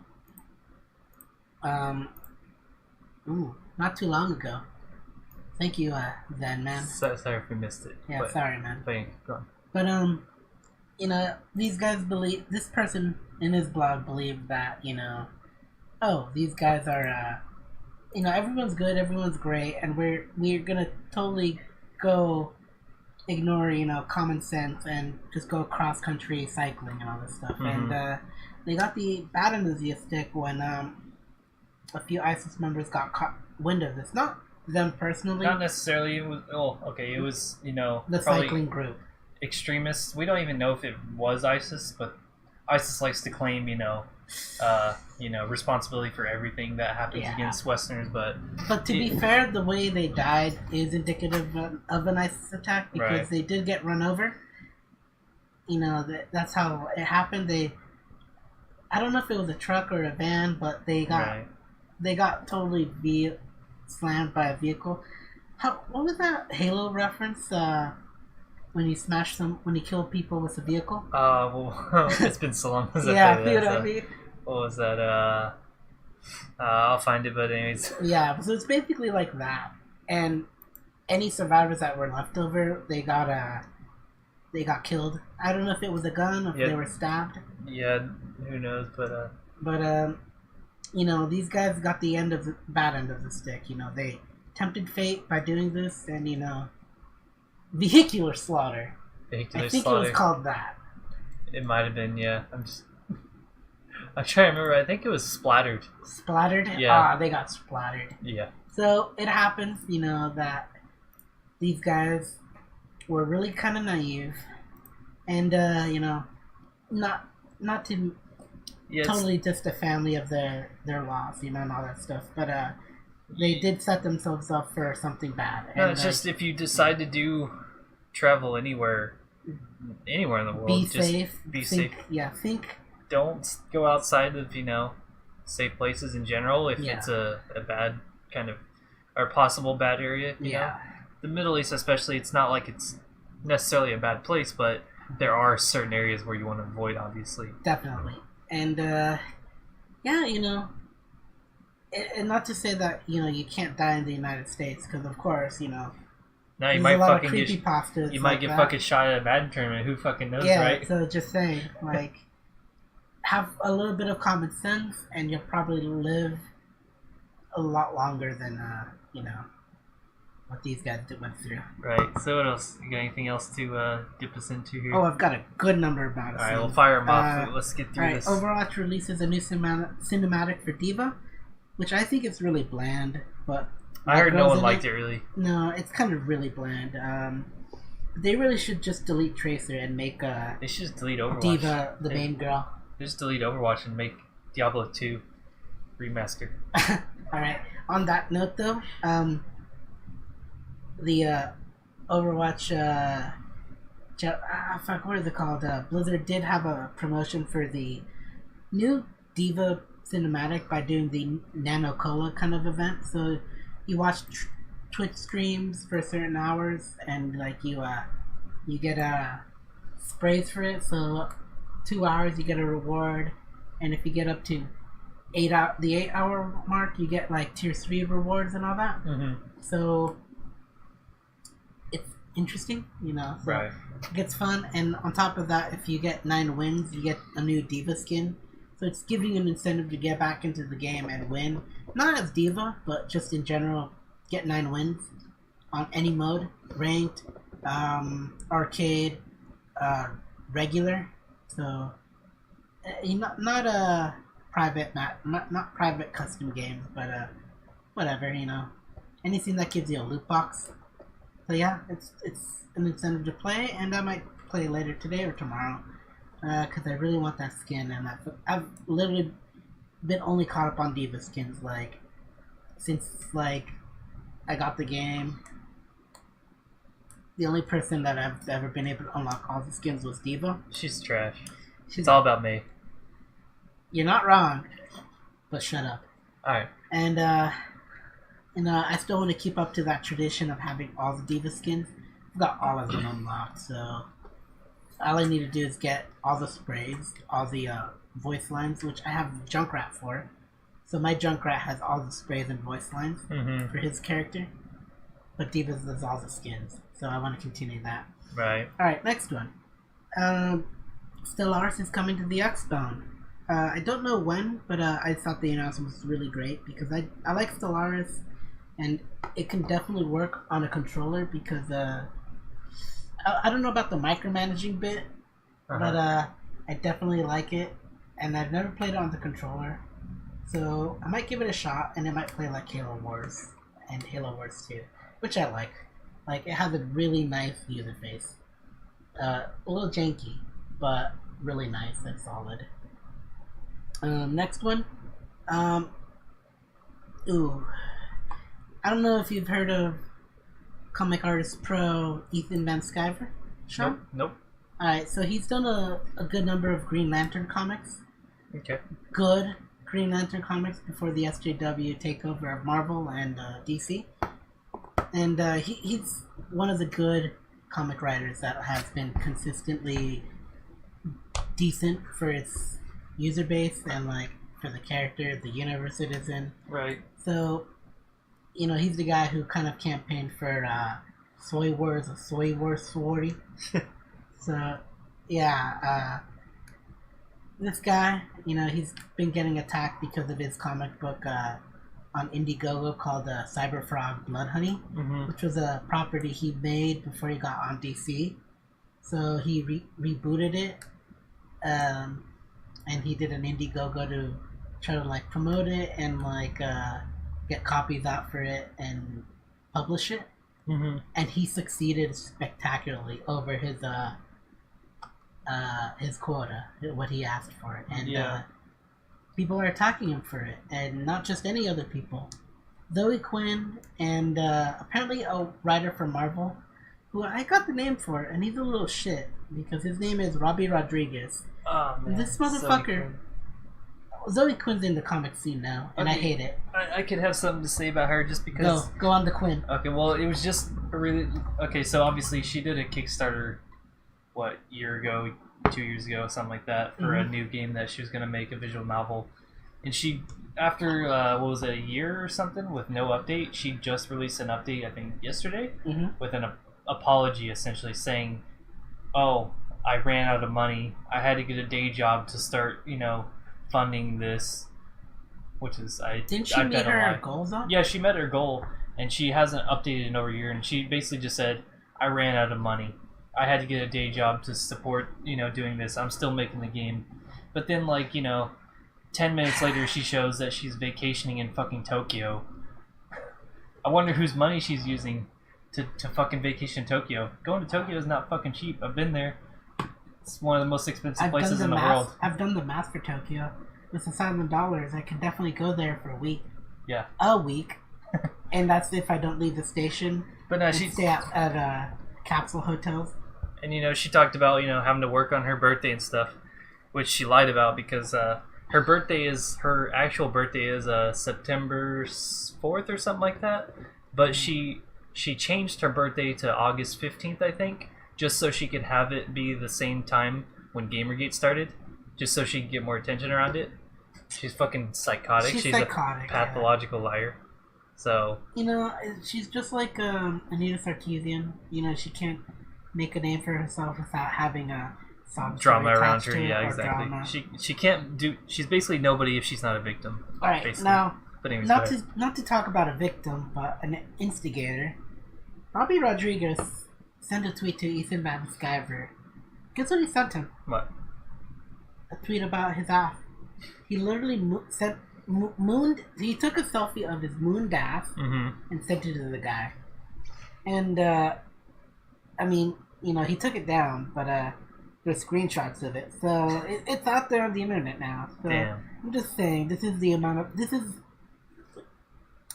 people in this Comicsgate community, these people who are anti-Comicsgate are these people, right. And the driving force of it is, I wouldn't say it's Zoe Quinn and this guy, but they are definitely notable enough that I'm surprised Marvel and DC, don't fucking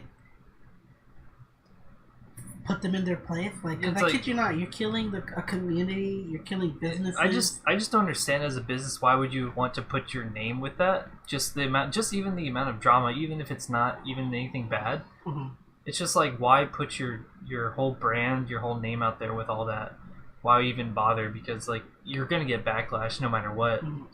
If you hire somebody, controversial, right. why even bother? It's yeah, and it's sad, but whatever. It can't be helped. This is the state of comics right now, and I honestly, I love comics. I never bought a single damn comic in my entire life, Mm-hmm. and I kept in touch with it a lot because I had other people who would who had the comics, like, and I would read them from. And the last comic I read, which I really hate retrospectively right now, Mm-hmm. was Saga. It was a Mm-hmm. really popular indie. I wouldn't say indie, but it's a lesser known comic that has a pretty huge cult following. Mm-hmm. But it's totally SJW-ish. Like, they had a whole, like, 5 chapters of abortion. Like, there's an abortion. It's a sci-fi universe where, you know, it's kind of like a Romeo Juliet. No, I wouldn't say that. It's kind of like a Pocahontas kind of story thing Mm-hmm.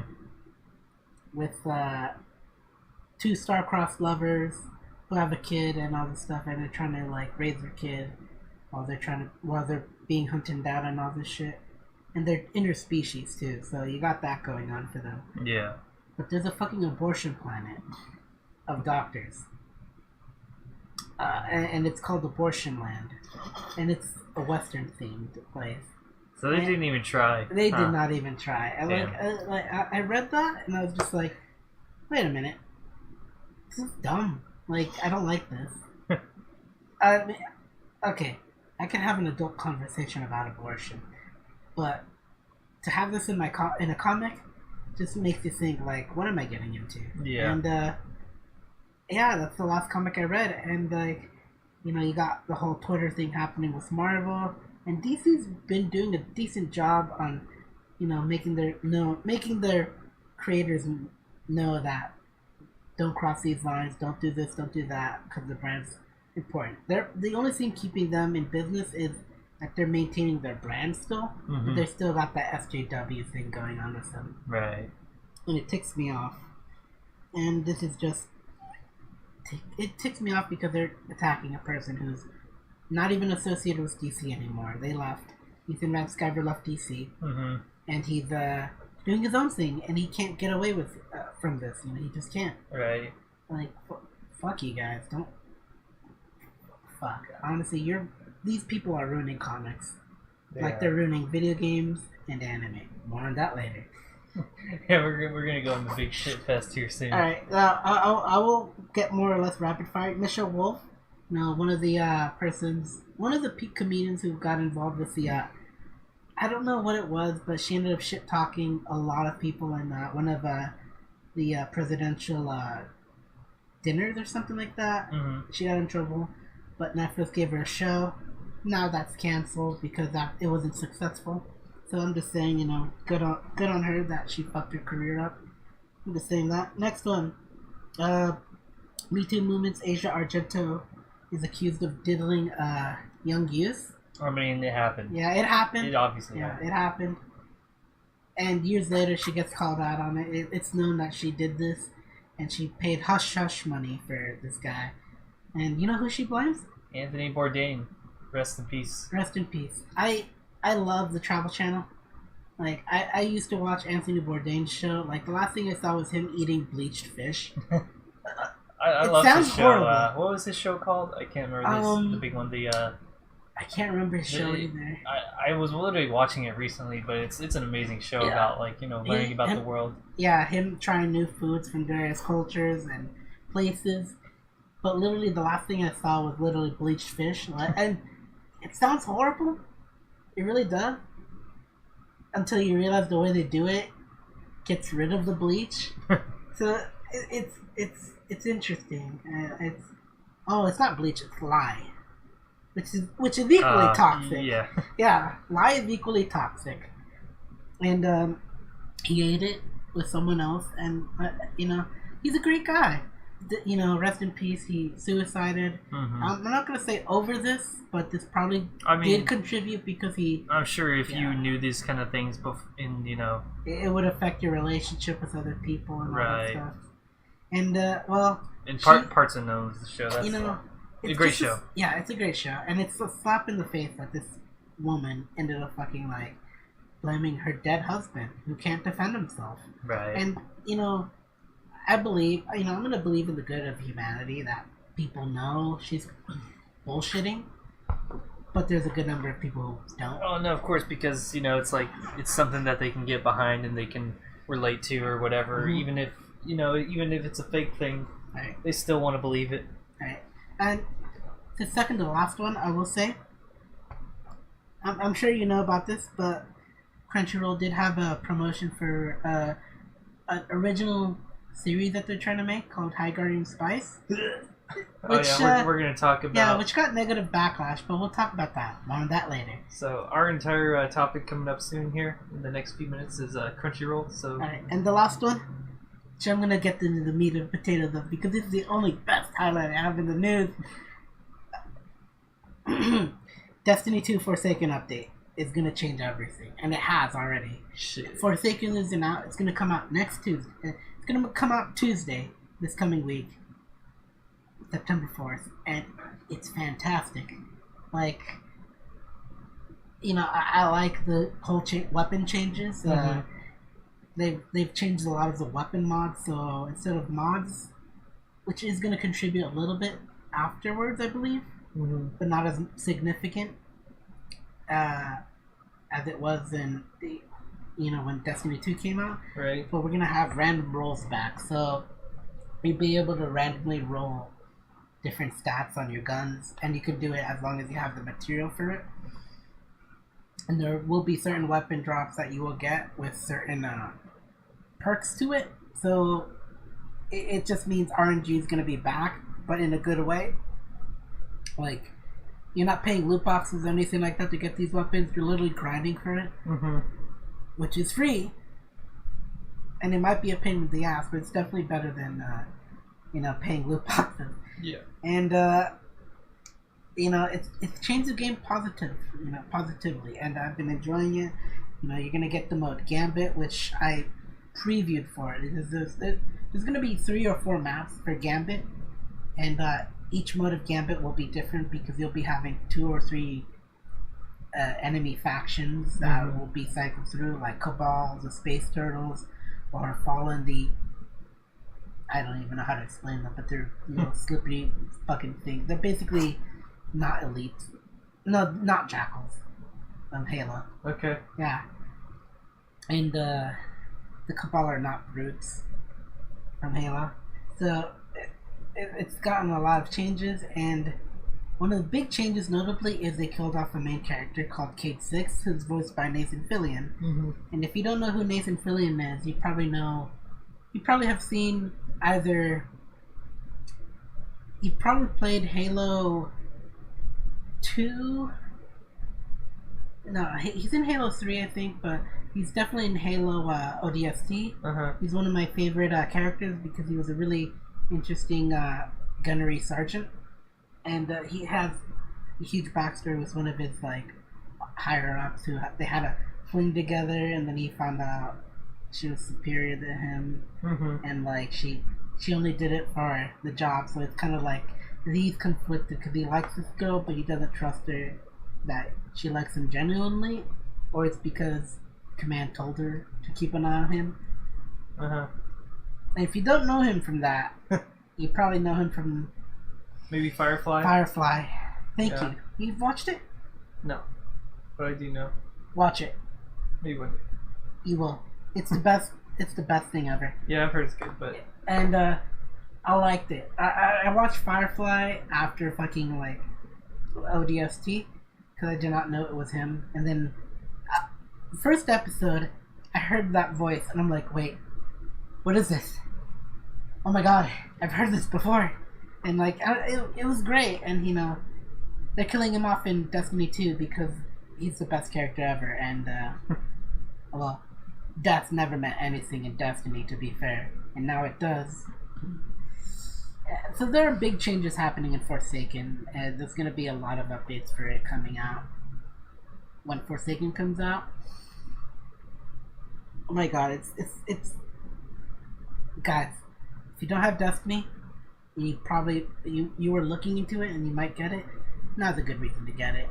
There's a pack that you can get where you can get all the DLCs for the other Destiny by getting Forsaken. So mm-hmm. It's literally you're saving $80. So do it.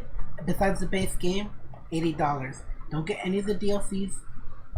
Pay the base game, which is probably cheaper right now for the base game, and then the Forsaken pack, which will give you all the DLC for previously right now, and the season pass for these next few expansions, which is practically everything. So, solid. The only plus here. All right. And that ends my news, and it has been a salty fucking week. It's not done yet. Alright, so would you mind if I start off with the introduction to this main topic? Yeah, sure, and then I'll go into what I have written down here. I have a few things, but we're back to the dabs, I see. Alright, there we go. We just need a quick dab. Alright, so I would like to introduce you to our main topic, Crunchyroll, and the problem with Crunchyroll right now. So, what is Crunchyroll, guys? Crunchyroll is an anime streaming service that has gained popularity in the with Western audiences. It is in competition with others such as Amazon, Hulu, Netflix, and all that stuff. And the only thing it has going for it is that it has a bigger library and it caters more to the anime fans. Right? Exactly. You get that going? Alright. And it's branched off to a few other things, like it's got a manga service for it, it's got a foreign Korean drama service for it, which no one really watches. Which they destroyed already. Yeah, and it's got an anime convention, and lastly, an animation studio. Elation, that they're partnered with, Elation Studio. Well, they practically paid for the bills for it. Yeah, so. They own it, obviously. Yeah. Okay, so I'm going to just start firing off. I'm going to start us off with a little history lesson of Crunchyroll, and then get into some problems with Crunchyroll. Yeah. Even I know about it. And so just feel to interject whenever you feel fit. To be fair, in my defense, the reason I paid for my Crunchyroll subscription was because it was really convenient than torrenting it, waiting for that torrent. And you see, I feel like the opposite, just before we get into it. I have the opposite problem where pirating is insanely more convenient for me. It is. It takes, if you download an episode that just came out recently, you're going to get that shit in about 3 minutes at max. You don't have to do any buffering. You can pause anytime you want. You can watch it, rewatch it anytime. There's a lot of benefits to it. But you would have to have it installed. Let's say on my phone, on a mobile device. You have to have it installed. Mobile device, it is harder than just doing it on a desktop or laptop. Essentially. Yeah. But so anyway, so I'm just gonna start firing them off. I think we get some tequila for this because we're gonna get salty. I think here. I think we need a little extra to get us through here. All right, let's we'll take it a little easy with the tequila shots, but I need some to calm my salt here. You mind if I go first? Go for it. So okay, I'm just gonna start reading it off. So Crunchyroll. You got it? To be fair with Crunchyroll, I will say, it's as strong as this tequila, which ain't much. So okay, so I'm just gonna start from the top here. So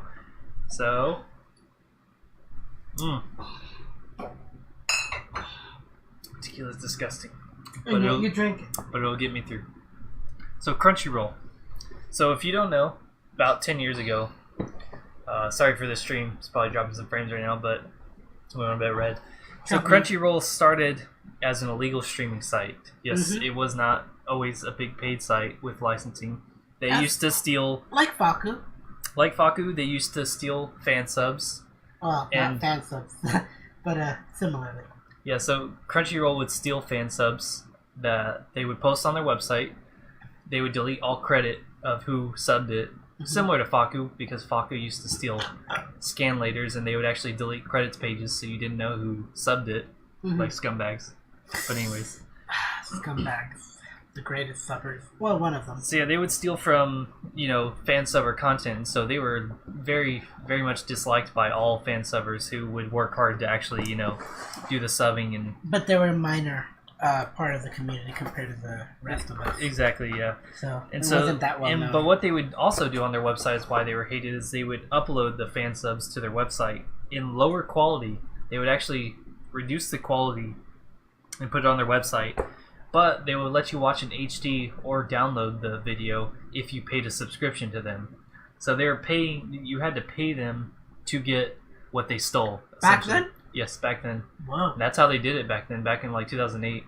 So they were stealing the content, and then they were making you pay for it if you wanted to get this content they stole in high quality. I mean, to be fair, I started around 2010, 2011. So they weren't that well known for that at that point. I definitely remember all these threads on 4chan because this was a big deal back then when I started going on 4chan back in like 2007, 2008. Wait, which one? Anime or R9K? Anime. Good. You're not a robot. You would see daily threads about, people talking shit about Diaz, talking shit about Crunchyroll, and how they were just scumbags for what they were doing. So basically, eventually Crunchyroll got a big enough, subscription base, and they got enough money where they could actually turn that capital and rebrand themselves and license a few shows. To be fair, I will say this. Faku has, to give an example, Faku has been doing their best to get rid of their past of doing this stuff, and like more or less, they rebranded themselves to be a little bit more catering towards the people. Faku is far better than Crunchyroll, but I still have problems with Faku, and it's basically just their selection is absolute garbage. But I mean, it's really Crunchyroll has opposite problems where they have too much of a selection and they waste money on other shit. Now, let me say this, like Faku, it's good that you want to clean house and like not be known for this thing. It's good that you want to like forget the past, and look to better pastures. Look towards the future and all that stuff. Which it's good. Yet Crunchyroll has a really bad problem. Would you like to continue on this and elaborate? So I'll just keep going along their history here. So when they started doing this, they started licensing shows.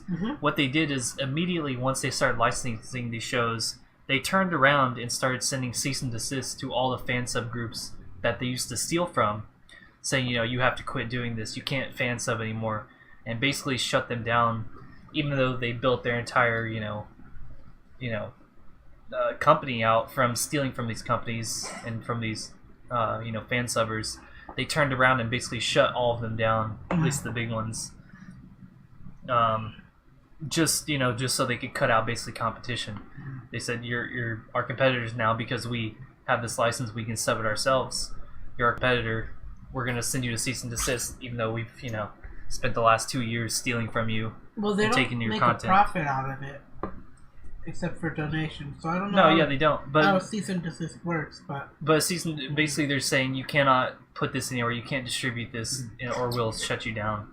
So they can be the only place that has this content. That's their whole plan. Is you can only watch this here, essentially. I see it. I get it. So if anything, you have to have a website in order to promote your stuff and all that stuff. So right.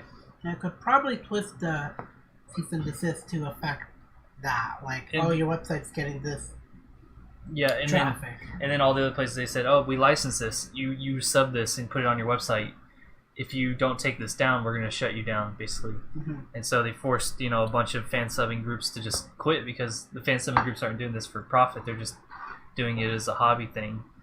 And so they killed fan subgroups like Frosty. They killed, Kami's pretty much dead. UTW's pretty much dead. Vivid's pretty much dead. There's so many good subgroups that have died because of the result. That actually used to be amazing. Horrible? Is Horrible still up? Horrible is basically just copying. What they do is they get raws from TV broadcasts, and then they take the Crunchyroll subs and put them on top of the raws now, and that's what they do. Is it Horrible or someone else? Horrible subs, yeah. You'll see Kami still comes out with things once every I don't know, 3 months. It's pretty, but they're all dead. Like Cold Girls is pretty much dead. Cold Girls, there we go. Thank you. Cold Girls and Cold Guys, yeah. All the big batch people are pretty much dead. Like Vivid used to be my favorite because they did some amazing subs back in the day, which I'll complain about later.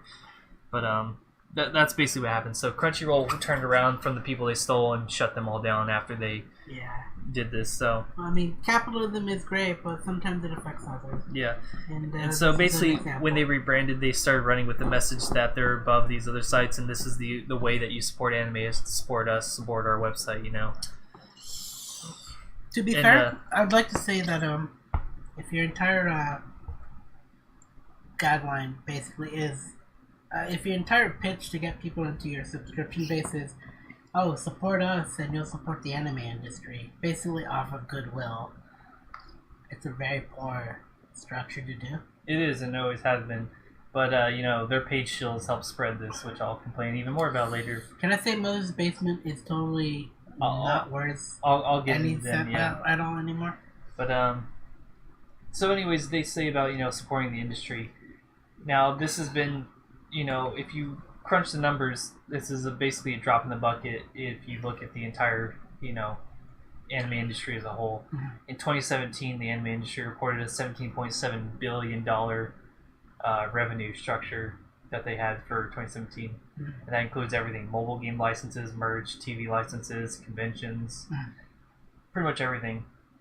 And Crunchyroll reported also in 2017 that they had given $100 million in royalties since they started licensing things in 2008. So $100 million over 10 years. Wait, isn't it per episode? No, they reported, they said this publicly, that they had given $100 million general. Yes, total, since 2008 to the anime industry. So that's in royalties. minor. Exactly, and that's basically if you broke this down to how much came from actually 2017 itself, and based on their sub numbers, it's probably about 35 million out of the 17.7 billion was from 2017. If you add licensing fees, which they don't count there, so I'll add that as well, and you count how much that counts, because for each show there's a certain licensing fee, which as a guarantee, basically. But it's different than what I'll mention later, which was given by the Answer Man, which is a total bullshit number, and I'll tell you why. I think so too, but I don't know why. So I've seen people estimate this because they've seen licensing fees for other shows and how much they cost. Mm-hmm. If you were to estimate how much they paid in 2017 licensing fees, it was probably 30 to 40 million, which is a pretty good estimate for 1 year, So if you're going on the high end, they probably paid about $80 million to the anime industry in 2017, which is 0.4% of the revenue of the entire anime industry. And if you, equate that to over 1 million people that paid in between that, your dollars don't really go for much at all. Right. Basically, and all this money is not going to one company. It's split between 30 or so production committees that are airing stuff in a season. Mm-hmm. So even your money that you spent, going to Crunchyroll, could be going straight to a studio that you fucking hate, that you don't want to support at all, but you don't get to decide that, essentially. Yeah.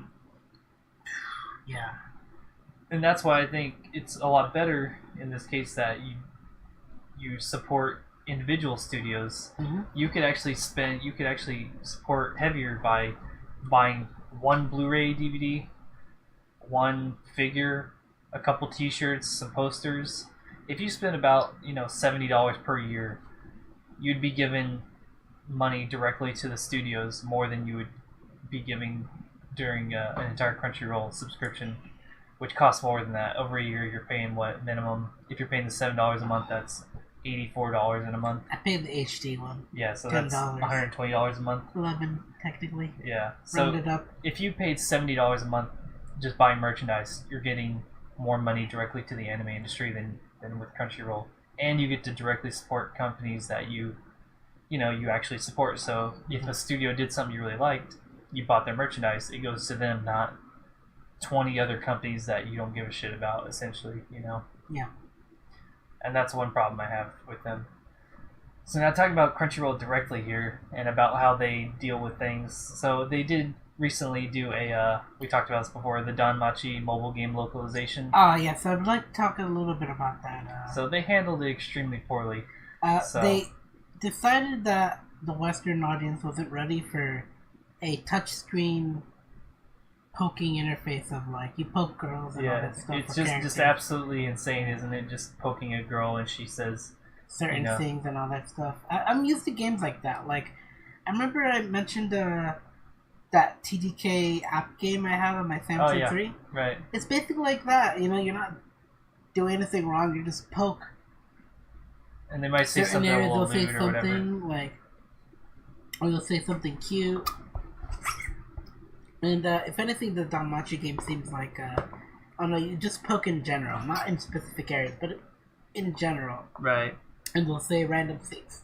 Yeah, the problem with the Danmachi game, they advertised it as having absolutely no censorship. They said, we're bringing this game over, no censorship. They said, they advertised in the English trailer that they actually had this feature. Yeah, they said, oh, we have this feature, but then when the game came out, the feature was completely cut by their own judgment, saying, the Western audience, it's not suitable for them. And who are they to say, like, they advertised it? Like, exactly. This is the main reason they got their... I don't know if it was a pre-order or anything like that. I don't know if it was that, but they promoted it heavily. Yeah, they even showed it had this, but then after the fact, they denied that they even censored anything. They said, no, we didn't censor anything, even though they cut fucking content from the game. And then they started talking shit on their consumers, saying, oh, well, if you want to get the full game, why don't you just go learn Japanese, like just shit-talking them after the fact, like... Yeah, like no one would actually grab the Crunchyroll subtitles of it and the game of the Japanese version and put the two together in its full glory. Right. To be fair, has that happened? Probably. I'm sure you can find it somewhere. If you find it, alright, if you dig in for me, and then I'll get it. But yeah. So now I'm going to talk shit about... I didn't even talk words about the worst part of Crunchyroll, and it's their service. Their actual service that you have to pay for. So their website, it's constantly full of garbage, like Isoleb garbage, their shitty podcast, A Talk on Titan, which is just a bunch of Isolebs, just who don't know anything about anime, talking shit.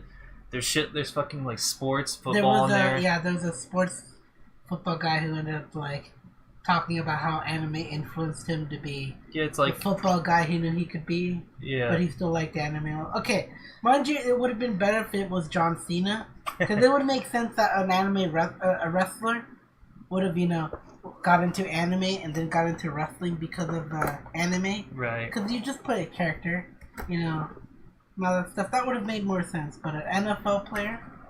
Yeah. An NFL player, man, like, come on. Yeah, exactly. Okay, I'm not saying he isn't a weeb, but he doesn't seem like a weeb. Right. It just seems he likes Dragon Ball Z and all that stuff. Like, come on, I bet there are fucking WWE. I don't know what it's called right now, but I bet there are wrestlers who are more into anime than that guy is. Probably. Which you mind hitting me up right there? Yeah, thank you, man. Alright. So Crunchyroll has one of the worst streaming services on the fucking internet, and I'm not even joking about this. Like, to be fair, it depends on your web, your internet provider, but some certain providers, Comcast, some certain providers kind of make your Crunchyroll or Netflix lag. Right. Because, fuck you. And I'm just saying, that's just a saying. And maybe it's not Crunchyroll or anything like that. But, for fuck's sakes, it takes a lot of internet, either way. And, but I mean, it's absolute trash. Like, there's fucking Brazilian bestiality fetish sites that do better. And I know that by personal experience. Wait. You gotta tell me the story about this Brazilian There's no story. Sites. But just the fact that there's fucking free bestiality fetish sites from Brazil that have better streaming services than Crunchyroll, that makes you pay for the shit to actually even work right, half right, can do better. It's pathetic. They have... Well, no, okay. You can't leave me out. Like, you can't just say this to me. To me. Well, we'll have to talk about it later then. Oh, no. Alright, if you must. But, like, damn, you just got me tickled right now. Damn. I'm interested. Damn, you're interested? Okay. We'll get into it later now. Oh, hey, was it a dolphin and a shark? Nah, it's basic shit. Okay, basic. Alright, so basically yaoi. Alright. Some farm animal shit, all that garbage. So, I mean, obviously Crunchyroll, because they're more niche, they have one of the smallest streaming selections out of any paid streaming site versus, Hulu, Netflix, etc. Well, and they're constantly dropping licenses on shows that they used to have, shows that they would have. They drop them all the time. Like it's We're not talking about Crunchyroll or Netflix? Crunchyroll, yeah. Okay. Netflix does it too, but I think Crunchyroll, for how small their selection is, when they drop a show, it's a much bigger deal because their selection's already so small compared to other places. Well, because they're only catering to the anime. Yeah. Anime audience. But they Crunchyroll. Crunchyroll. I mean Netflix, Hulu, Amazon. They don't niche to the anime industry. Exactly. They branch out so much further, right? This doesn't affect them, whereas Crunchyroll it does. And again, Crunchyroll's making you pay just as much as other websites, and that's kind of one of the problems that have way bigger selections. So one thing, if you don't have fucking premium Crunchyroll, you'll watch. Which I do. If you don't have it, it's absolutely horrendous trying to watch anything on there. You watch a set of about 3 to 4 ads back to back, which are about 2 to 3 full minutes, and there's 4 ad breaks per show. To be fair, that's almost like Hulu. Possibly, but I mean, without paying the Hulu. I don't watch any other streaming sites because I fucking torrent shit straight up. Yeah, okay. I'll tell you, it's like Hulu. Legit, from what you told me, if you don't pay for Hulu, you can still get the Hulu experience, but you gotta deal with the ads. But yeah, and that's as much ad breaks as you get. I'll say so. The ads themselves are about 2 to 3 minutes, but then because Crunchyroll's streaming service fucking sucks, there's these massive loading gaps between each ad, so the ad break becomes 4 to 5 fucking minutes per ad break, which I never had to deal with this. I'm sorry, you guys. Yeah, in the span of a show, that's anywhere from 12 to 15 minutes, which is longer than you find on fucking cable TV, which is, the whole point of streaming services was to get rid of, pesky advertisers and be, Actually, get to be through fair, these. I believe that's like about 5 minutes of ads, but they usually break it down. Okay, let's say 30 minutes is I'll tell you window? because 30 minutes for cable TV, and they have this very specifically set out. There's 7 minutes of ads on cable TV for a 30-minute block TV show. But you're talking about, for a 30-minute block, essentially, similarly, 23 minutes of content. But on Crunchyroll, you're doing 12 to 15 minutes of ads. 21-minute. Versus 7 minutes on TV. You're fucking almost double versus what cable TV has. So in 2 ads, you're basically... You're already past what TV would have had. Equally or past the TV ad. It's insane. And some of the ads, because they don't fucking pay attention where they put the ads... Sometimes they put them in the middle of fucking scenes, even though anime is actually specifically built around ad breaks. They have the break halfway through. Yeah. But Crunchyroll doesn't pay attention to that sometimes, and they put the ads in the middle of fucking scenes rather than where the ad break should go, because they're fucking idiots and don't pay attention. Initial D. But yeah, Initial D. But you get to the point. Like, you get an ad break. You get a decent amount of ad breaks, and even then, you have a half ad break where like they do the pause. Yeah. They don't do the initial D thing. But instead, you might get the ad like in the middle of a fucking drifting scene, and then during that fucking break area, you might get nothing. There's no ad there because they forgot to put it there instead of where they put it in the middle of a fucking action scene. Man. It's like, it's retarded. Like. And again, non-premium people, you don't get to watch anime when it comes out. You have to wait multiple days before you can even watch the newest shows that just came out. Like, come on, like, what are you offering compared to other services that are better? You have an awful player. You're still fucking using Flash. Oh, in 2018. Okay. I'm gonna say this though about Flash. Flash player was definitely fucking fantastic. 3 years back. Not fucking 10 years back. 10 maybe, years back? Before actually Flash 5 was good. HTML5, as soon as that came out, shit all over it, which has been out for almost a decade now. I will say, there is an HTML5 kind of like a... Plugin, yes, for browsers. Yeah, for browsers, But the fact that someone else developed this, and they don't have this integrated into their website... They don't get paid for this, by the way? Yeah. As far as I'm concerned. Exactly. I mean, the Flash player, it fucking loads slow. It slows piss. It has terrible seeking. And if it takes too long, it'll fucking like stop loading. Yeah, it'll stop loading. You cannot even rewind to the beginning of a video on their player. Yeah, to be fair, I've had that issue on If you want to go to the beginning, mobile. you have to click it as far back as you can go and then arrow left and keep going left. Hopefully you're on a fucking keyboard, because if not, then you can't do it. Yeah, you really can't. I mean, mobile, I've had to use my finger and try to get to 000. You can't. But then it's troubling because you can't get to 000. You have to get to 001, which is actually 004. Exactly. You're already 4 seconds into the anime, and if anyone talked in that 4 seconds, you're kind of screwed. Because their seeking sucks. Like, the player fucking saves your position forever. If you go back a year later, you're still going to be where you left off before, so it's not going to restart the episode. You can't go back to the beginning. To be fair, it's good only if you had a power blackout. Yeah, I mean, I or guess... an example of something similar like that. You had a Windows update that you couldn't avoid any longer.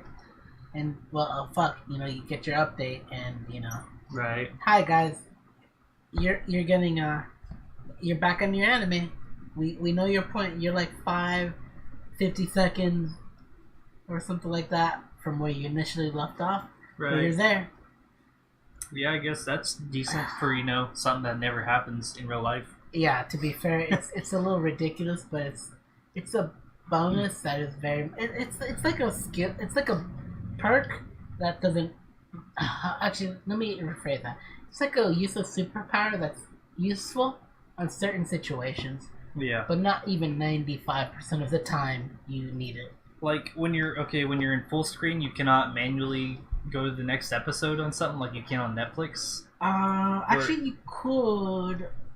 No, actually, you can't. You have to wait. You have to wait for it to finish, and then it sits there and goes, alright, next episode's airing in 5, 4, 3, 2. You can't just, like... They fixed that, I think. They fixed it where you could... I mean, even in full screen, there's a little bit of an arrow that goes to the next episode. Mm-hmm. But if anyone is watching... I mean, I share my account. So if anyone's watching, David... Okay, I'm only saying that because of Overlord. Mm-hmm. He was more caught up in season 2 than I was, so I would start off at the ending of the anime. Right. Which was the end of the episode, and I was like, shit, I gotta rewind back. And it's a little troublesome, but whatever. But just the fact that I'm sitting here for 10 minutes talking about how bad their player is when you can just use a torrent, which works infinitely better for free. To be fair, it works better on mobile phones too. I have the MX player. Yeah. And I can watch all my Kaho Shibuya videos nice. at any point I want. But with a little point and click of a finger. But yeah, let me just fire off the rest. So, I mean... we do have to notably, if we're going to get into the SJW thing, we got to talk about something else before we talk about Crunchyroll. We're almost there, so... Alright. I mean, okay, so another thing about their player. If you pause a video too long, you can't start it again. You have to reload the page. I know this one. You fucking do something for 10 minutes, you pause it, and you do something for 10 minutes, you come back, you gotta restart it. You gotta reload. You gotta refresh the page. Just the fact that their player is that bad, when, I could use NPC player and have 0 of these problems, and it works flawlessly. Mm-hmm. At the touch of my finger, I can do everything, including slow-mo, like whatever. Skipping, it works perfectly all the time. Oh shit! The fact is, like, a lot. The console versions are like sometimes nearly unusable. Like they have not helped develop those in a long time. Like, good luck. They're behind. Mobile and stuff's okay. It's workable, but some of the console ones, good fucking luck. I agree. I mean, it's kind of like the YouTube app, but they at least try for consoles because they know. Right. So they got the money for it too. Yeah. So another thing that Crunchyroll does is that they have high bitrate whenever a new show comes out. Insane. But I don't know what it is. I think it's a few days later, maybe even a few hours later after the show comes out. They downgrade their bitrate on the show, so it basically makes it buffer longer, take longer to load and everything, just so they can save money on bandwidth. And people have, confirmed this, basically doing tests on stuff. That makes sense. And it's even worse when you're fucking using fucking Crunchyroll. What? Yeah. So it's like, it works fine as soon as something comes out, but if you try to watch it like a few days after something comes out, it's going to work a lot worse because they downgraded their And their it's bitrate even on worse it. if you're using Comcast. Yeah. I said it straight out. I fucking hate Comcast. I mean, I went up north. I couldn't even watch Yami Shibai. This is a 5-minute anime.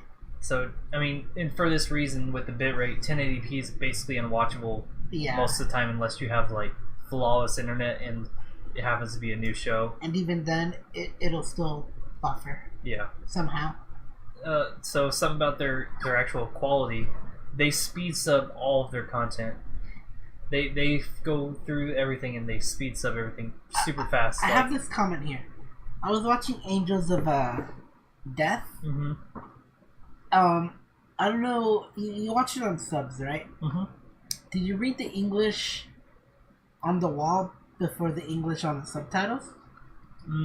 They said the.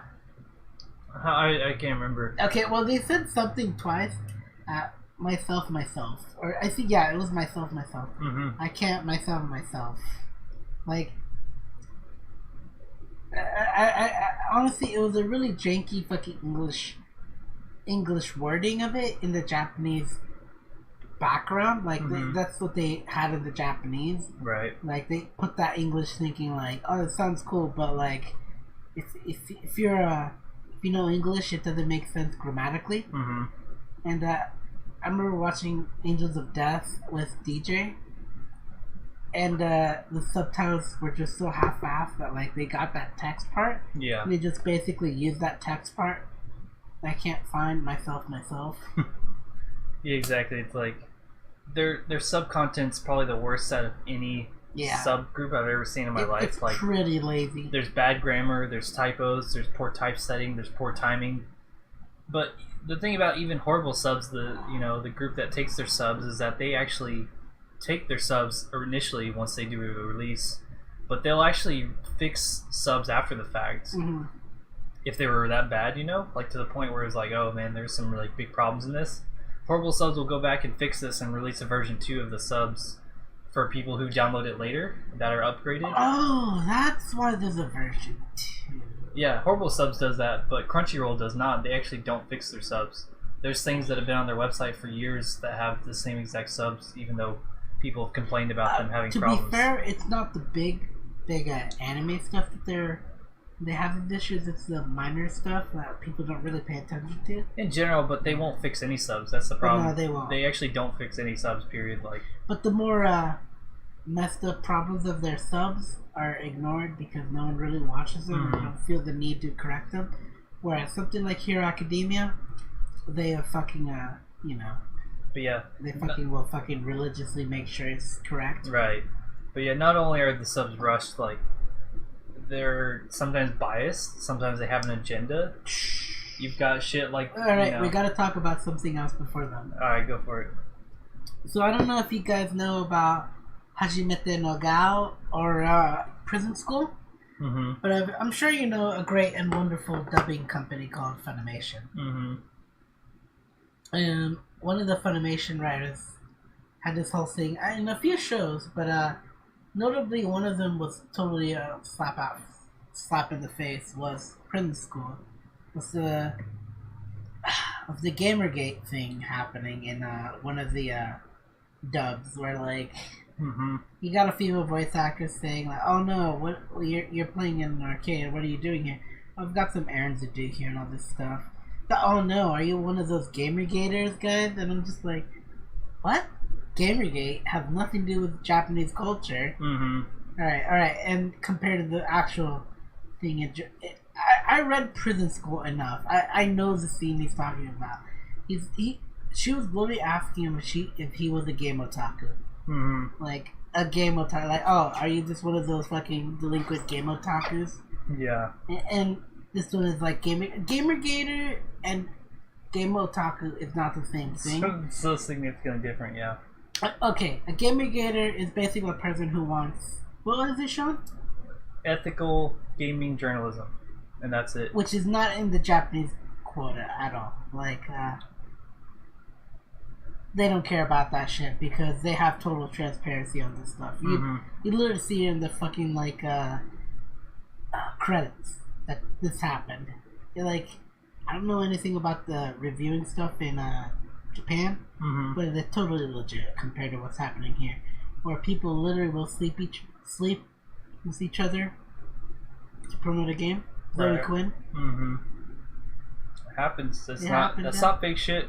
It happens. Yeah, I mean, people want to fucking like say this doesn't happen, but to be fair, it has. Gamergate is a positive movement. You look at fucking, a lot of the big, progressive game journalists like Kotaku and Polygon and all this stuff, IGN. And you look at, the big indie game developers that have, high positive scores. They just so happen to be very close in touch with them or be very good friends with them. I wonder why they've been promoted so much. I wonder why, they're getting so much publicity. Couldn't be that they're friends with them or anything, could it? Could it be that they fucked them? Too, Okay, well, that's Zoe Quinn. I'm sure other people have, but I'm not going to point fingers, except Zoe Quinn is the actual, the only person that was literally called out for that same reason. Because there was evidence. There was evidence, and it was the fucking ex-boyfriend who fucking ranted on the blog. The cringiest thing I have ever fucking read. But it doesn't take away from the fact that this happened. This guy's girlfriend fucking slept with other people to promote her game. And therefore she cucked him. And I don't know if you know me from any of the, previous Dirty Casual Corners, but I'm a fan of cucking. But not like this. Not like this. Not like this. Usually it's the one that cucks gets the worst end of the stick, not the better end. Right. Alright. But anyways, for fuck's sakes, this happens. But yeah, that was People Funimation. Funimation did this. This happened in Dragon Maid as well. Dragon Maid did this. Where they had to talk about the patriarchy and how the society, the patriarchy made these society things, and you have to dress differently. Same with Haji. Go on, finish that. Yeah, that was all it was, and I think this happened in Hajimete no Gao where, as well. They talked about how guys don't care about this, they want to fucking degrade girls and all this stuff, and they'll get off on it. And it's partly true. Again, I can't fault him for that because it's partly true, but that wasn't the original. Again, sub. It's that wasn't in the original content. You're just fucking pushing your own agenda on content that you didn't make. But you just want to take over for yourself. It's pathetic. And to be fair, Funimation has been fucking called out on it, not by just anime fans, but the actual anime companies that they license to. Right. To stop. But, fucking, these guys fucking already, it's the SJW culture that has already infected these places. Yeah. So, just stick to doing subtitles and dubbing of the original content, and don't put your agenda. Don't blame the artist, don't blame the art, blame the artist kind of thing. Right. You gotta... I know it doesn't make sense, but to me it does. Alright, so... But yeah, so it's so Crunchyroll helped kill all these fan subgroups. And they're doing the same thing Funimation is doing. All these fucking fan subgroups, every single one of them, there was not... Even Kami used to be fucking roasted daily on 4chan for being the most shitty subs that existed in the anime. Oh, fuck, Kami subs, right? Yeah, Kami subs. But they were fucking... Now that you look at, Crunchyroll, they were better than that, and it's actually pathetic that Kami... I could go back and retrospectively say... Kami stuff. I did too. And now I say, fuck, dude, these fucking subs are better than what Crunchyroll did. Man. I miss them. I miss UTW. I miss fucking... Cold Girls, Cold Boys. Cold Girls, Cold Boys. I miss Vivid, my favorite of all time. I miss Horrible. I miss... Yeah, Horrible used to actually do their own subs. Horrible was legit. They were fucking religious on most of the current stuff. Yeah, I mean, you had fucking Frosty, one of my other favorite ones, and... I barely saw Frosty, but I know them. There's Arai subs. There's so many. Arai, I know. Yeah. There's so many that I used to follow religiously, and now they're just almost all defunct. And they used to be higher quality. They used to be more accurate. They even used to do really creative stuff, especially with openings and endings. They would do karaoke subs and stuff. You would actually have karaoke openings and endings. Actually, if I remember, it's not. Yeah, they got. Yeah, I remember a few of those karaoke stuff. Like, yeah, like, they're really interesting. Like, for fuck's sake. and I miss that so much. Like, that's one of the things I miss most about old subbers. Like, that put like a ton of effort into how they did stuff, and like now you could sing along if you know the karaoke version yeah, exactly. of it.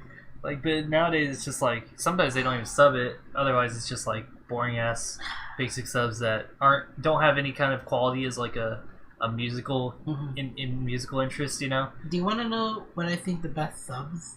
I mean, the best dubs are in general. What's that? The music in The Sims. Music in Sims. I don't know if you don't know, but The Sims has gotten a few pop, rock, hip hop, and all this stuff artists involved in their game to sing Simoleon. Damn. Simolish. Okay. Simoli. Well, whatever. You get the point. And I'm one of those people who spent their week in the at workplace listening to these said songs. All right. And they're really catchy. But we're not done roasting Crunchyroll yet. Let's keep going. Let's be angry. Can't be happy right now. All right, where's the salt? High Guardian Spice. So let's talk about that. Okay, let me get into this. Yeah. I want to give the positive thing about it. Like, yeah, Crunchyroll did make an initiative to make this studio, right? Right. And it's nice that they're making a nice, cute-looking animated thing. I mean, the designs look cute. The world looks cute. I mean, that's your opinion. Yeah, okay. I mean, I don't like the way Steven Universe looks. Take away the Steven Universe. I do not like Steven Universe. Right. Disclaimer. Ignore Steven Universe. It looks cute. Like, I like the designs of some of those things. But, and some of the world-looking elements looks interesting. Like, it kind of reminds me a little bit about, I mean, the 15 seconds they actually showed of it? We're not going into that. Let's Sorry, try to give them a little bit... I'm salty. Let's get a little bit merits into it. Right. Let's ignore the promo they did for it. This is an interesting concept.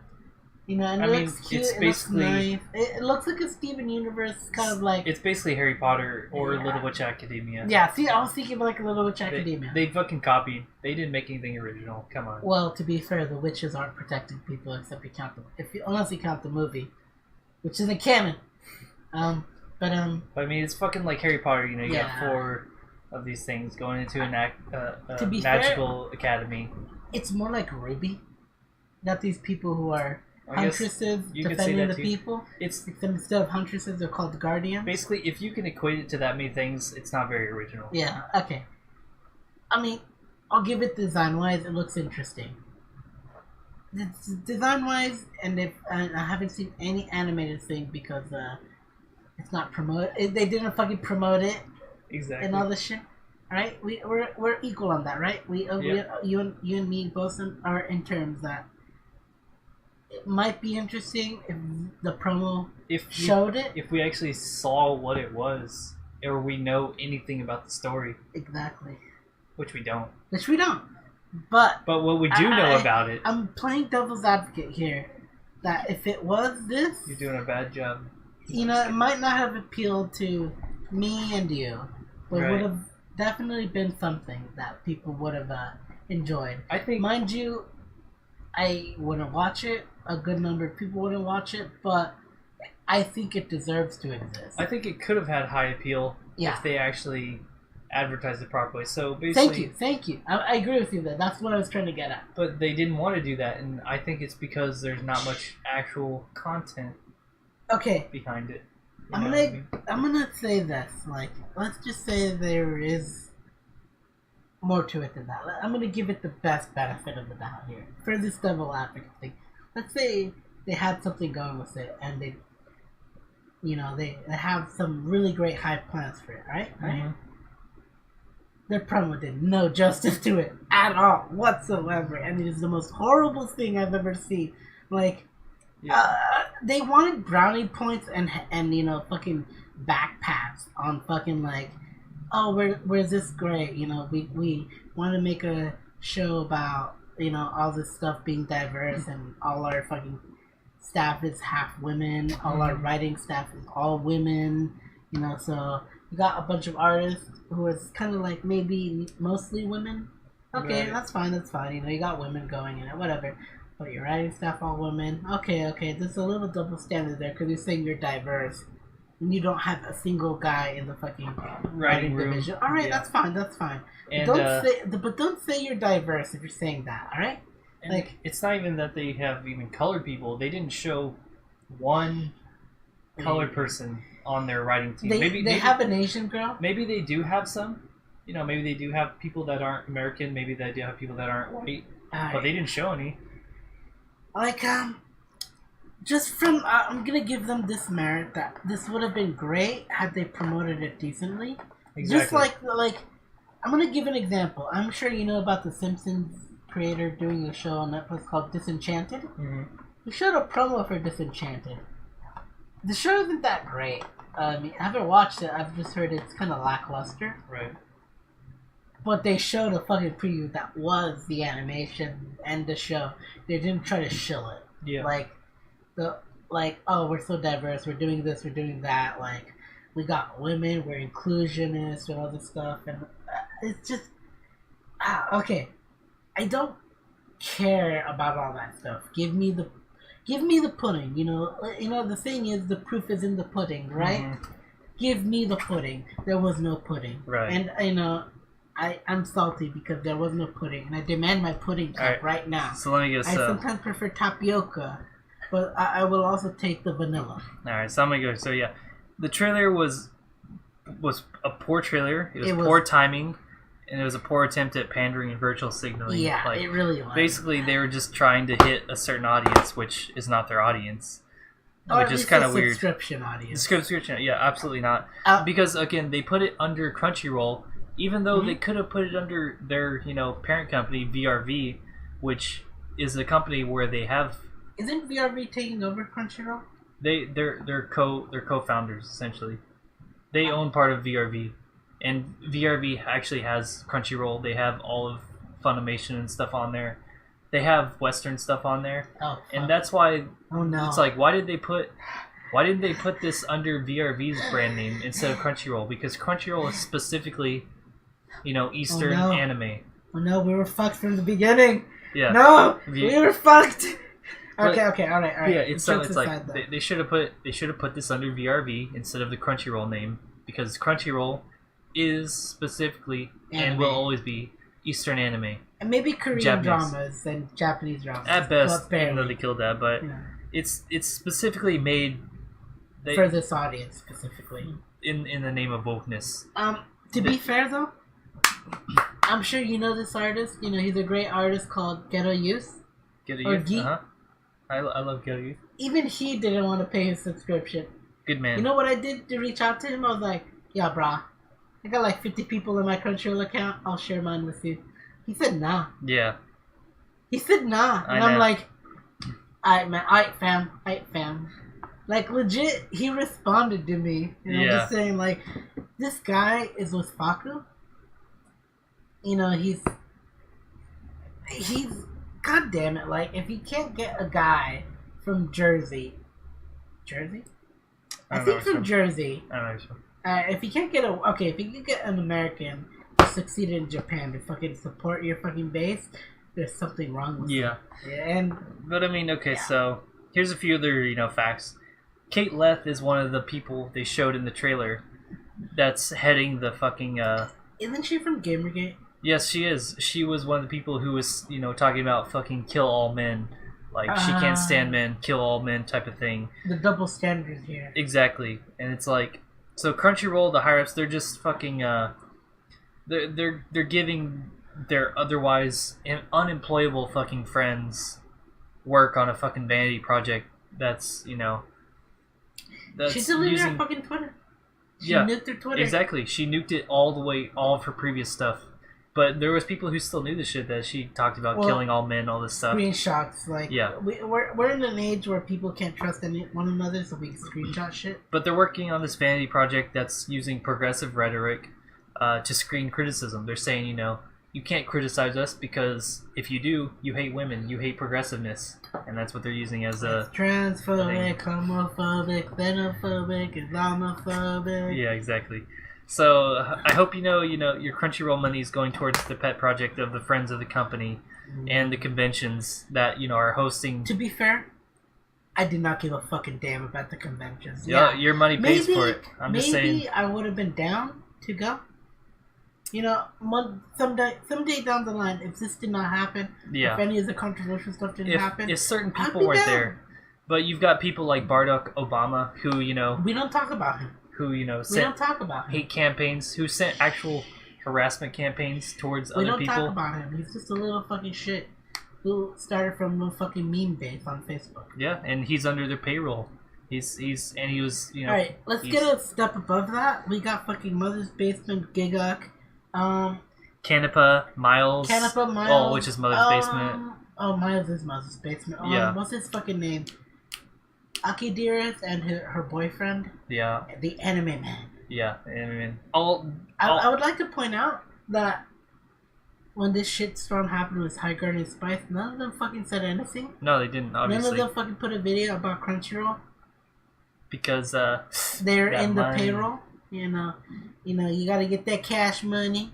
So, I mean, all the loudest voices... How about that? All the loudest voices in the anti-piracy, and the deniers of potential alternative revenue sources are the people paid by Crunchyroll. You'll see them fucking shilling 24/7 and defending Crunchyrolls in every single thing they do. I don't know the YouTuber who said this, but Crunchyroll, y'all some hoes. I mean, let me rephrase that. Y'all really some hoes. Okay, and there's one last thing I want to address here, which was just like 2 days ago, that the Answer Man had a response on the Anime News Network to Digibro. For Digibro. For Digibro. Thank you. And so, okay, he refuted that how funding on Patreon is too small and that can be done, which I do agree, it is small, but again, this is something that it's just a bonus for studios that they should open these because, I mean, Trigger's getting, $11,000 a month? Like, that pays the bills for your studio. That pays your electric bills, your rent bills, everything for your studio, like except for really paying for your people. It's obviously not nothing. I mean, it's not nothing, but it's not really everything. Right. I will say though, the one thing, this is all from Crunchyroll payrolls, right? Right. Okay.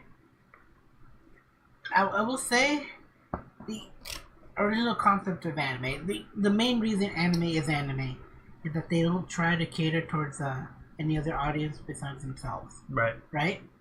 So that if they succeed in the Japanese market, they've succeeded. Mm-hmm.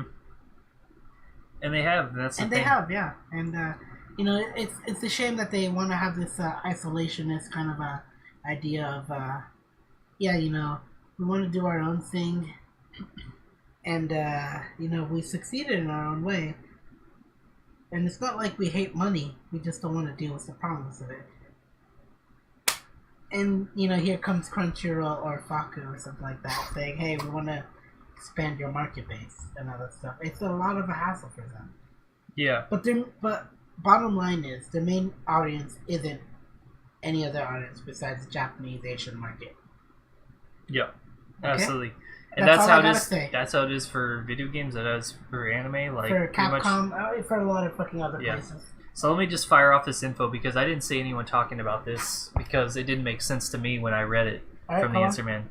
So the Answer Man mentioned that there was back-end royalties that Crunchyroll pays, which is a minimum guarantee. Answer Man said that this is $53,000 to $200,000 per episode of a show, and how this actually pays for sometimes the entire production of an anime, which I do respect Answer Man. I've read his articles for years now, but I think this is an absolute bullshit number. I agree. The reason is, Crunchyroll simulcasts about 50 shows a season. And so if this was the case that they were paying $53,000 to $200,000 an episode of a show in minimum guarantee royalties, then they would be paying roughly an additional $300 million a year in royalties. Now, if their main source, Crunchyroll, that is, their main source of income is subscribers, then they would have to have roughly, 7 million subscribers to pay for this, these royalties essentially. Because, let's break it here, like they're not getting, $10 to $20 million deals from advertisers to put their ads on their anime. That's just not happening.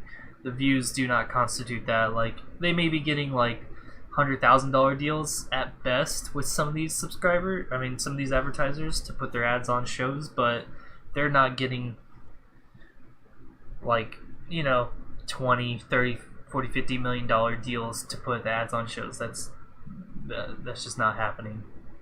Their base is not that large. So if they're so Crunchyroll mentioned that I think earlier this year that they hit 1 million subscribers. So they don't have this 6 million subscriber surplus to get the money to be paying $300 million a year in royalties. So so this is the thing. So despite Crunchyroll claiming they paid $100 million in royalties since 2008, either they're not paying any figure near what Answer Man is claiming, or the back-end royalties that he mentioned are included in the figure that Crunchyroll gave publicly as far as the royalties that they have paid since 2008, which is $100 million, which would equate, a much smaller but similar, number that they mentioned versus, how many shows they've been simulcasting ever since then. But to say that they are paying $53,000 to $200,000 per episode of a show, that's just not happening. Period. Like they're not paying that. They don't have the capital. They don't have the capital to pay that. I think Crunchyroll's entire net worth is $450, maybe $500 million. They're not paying $300 million in royalties a year on top of licensing fees and everything else. They don't have the capital to support that. Even if every one of their 1 million subscribers was a $11 sub, they're not getting that. That's what, $150 million a year. It's nowhere near the amount of capital that they would have to pay those back end fees. And that's basically all I have to talk about Crunchyroll. There's a lot of disingenuous behavior that they've done. I don't support them as a company because they have a bad history. They have not actively tried to fix their history. I will pirate things until a better service comes around. I used to pay for a streaming service. I can't remember what the place was called now. Before it was about the time when Crunchyroll was just starting to license things, but I used to pay for an anime streaming service. But nowadays, piracy is much easier for me.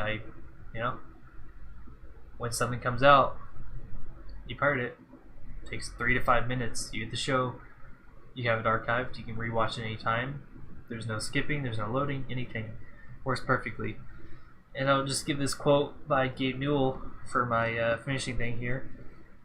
He says, "Piracy is almost always a service problem and not a pricing problem. For example, if a pirate offers a product anywhere in the world, 24/7, purchasable from the convenience of your PC, and the legal provider says your product will be region locked, will come to your country 3 months later after the US release, and can only be purchased at a brick and mortar store, then the piracy service is more valuable." And in my opinion, versus Crunchyroll, the biggest streaming anime service provider, the pirates service is more valuable to me. So I'm just going to continue using that.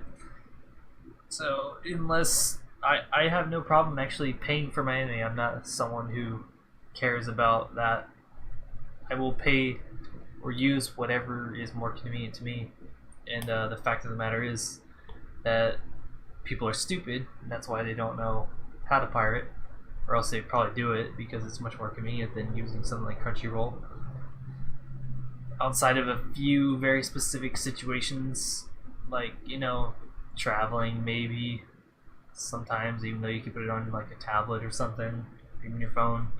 But I will basically just keep pirating until something better comes along. But it basically won't be Crunchyroll, even if at this point Crunchyroll came out with something better, because I don't support their practices. I don't support them as a company. Unlike Faki, I've paid for their services, but I will probably never pay for Crunchyroll, even if they have a service that's better at this point, because they're a shit company. Alright, what did I miss? A lot. How much? Damn, you're gone for like 10 minutes, nigga. Sorry,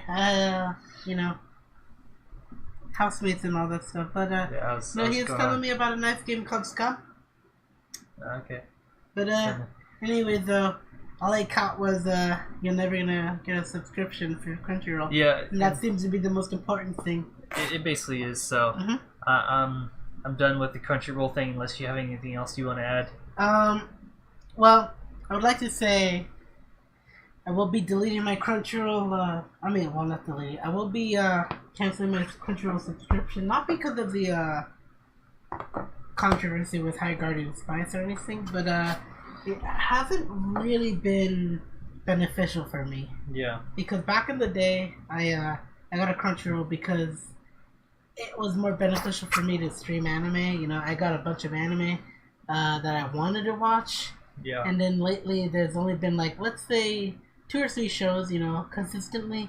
Chio School Road, Souls at Work, a few other shows that you and I have been watching, right?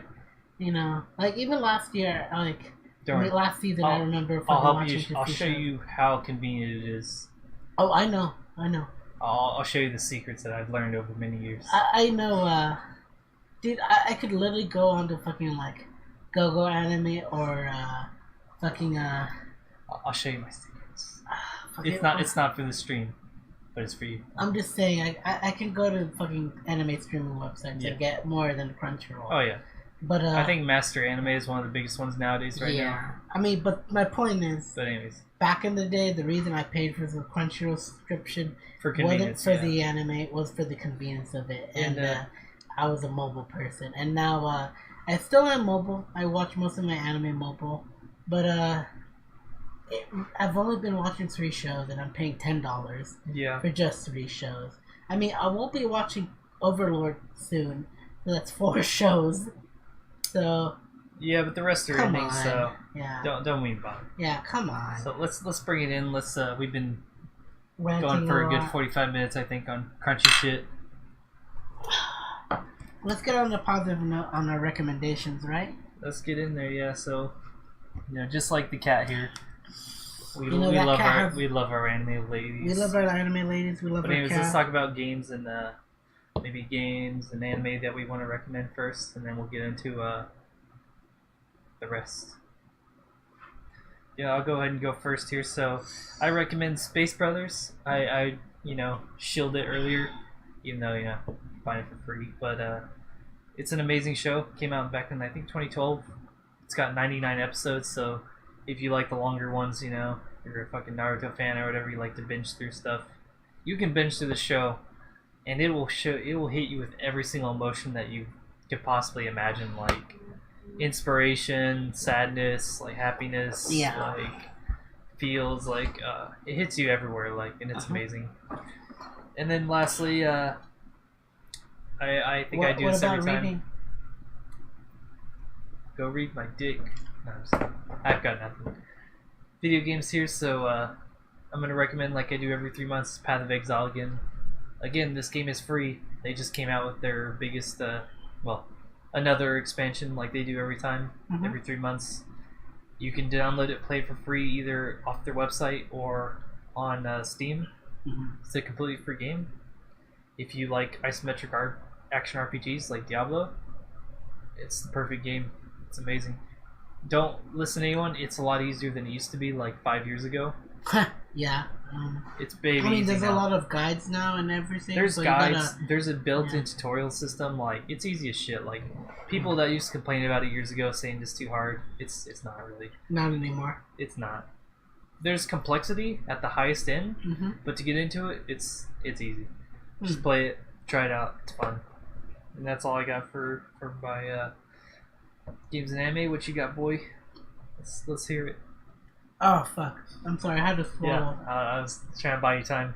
Yeah. Alright, I'm literally chewing on a slice of pizza, and I'm dying right now. Because my windpipe's fucking clogged up and everything. Alright, anyways. I don't know if you guys ever heard of this anime, but I'm going to recommend this for my watching segment because of how culturally significant it is. Not because of its art, not because of its, premise. To be fair, it did not predict the culture of the internet. Mm-hmm. It just knew a lot of what it was going to be. So it inferred a lot. Mm-hmm. Serial Experiment Lane. It is one of those animes that it's very niche. You know, it is made by the creator who did Technolize and can you name any other shows? He did a good his name was things. Yoshitoshi Abe. Yoshitoshi Abe. Yeah. Yeah, Yoshitoshi Abe did Serial Experiment Lane, and he's kind of one of those kooky creators that has an idea, researches the shit out of it, and puts it in his anime. Mm-hmm. And it has succeeded him so far. And, Serial Experiment Lane is one of those shows that, I remember back in a short while back, one of my friends, kind of had this thing where they asked a Facebook group, what's the best anime opening? One of the most controversial. I mean, what is it controversial? But one of the most opinionated kind of things ever. Yeah. And I had to think real deep. And, I have a rule. Don't watch an anime opening until you're, on the third episode, because then you usually get all the characters, right? Yeah. You'll get spoilers and all that. Yeah. Serial Experiment Lane didn't have that. Yeah. It gave you nothing on the show. Right. Or its premise. It gave you nothing on spoilers or characters other than Lane. It gave you nothing. Right. And it gave you everything at the same time. Did you? I never once skipped that opening. And you don't seem to understand that you were just a broken man. Okay, anyway, yeah, see what I mean? I know the opening. Present day. At this point. Present time. Yeah. Yeah, so, Serial Experiment Lane was one of those shows that got me really more niche into anime. Mm-hmm. More into the anime niche. Yeah. And cemented me into it. And I legit told my group, this is probably, in my opinion, the best anime opening ever, because I never once skipped it, and it gave you nothing to spoil. And no one, to this day, has refuted that. It's pretty good, dude. It's one of the most iconic anime intros. And it's got the greatest amount of fucking artwork for it. And I like Yoshitoshi Abe. I want to buy all his art books. Yeah. But I don't have the money I don't for have it. his art book. I do have Lane on Blu-ray, I believe, or maybe it's even DVD because it's older. But Nigga, where is it on your hard drive? Ain't on my hard drive, but I have a hard copy. Give it to me. And anyways, I mean, it's great. It's a great show. It gets in deep, and it gives you, it makes you question things. Nowadays, not so much, but back then, the early internet, it made you question things a lot. And it's definitely a lot more different from 2008 to 2018. Yeah. So I definitely recommend Serial Experiment Lane.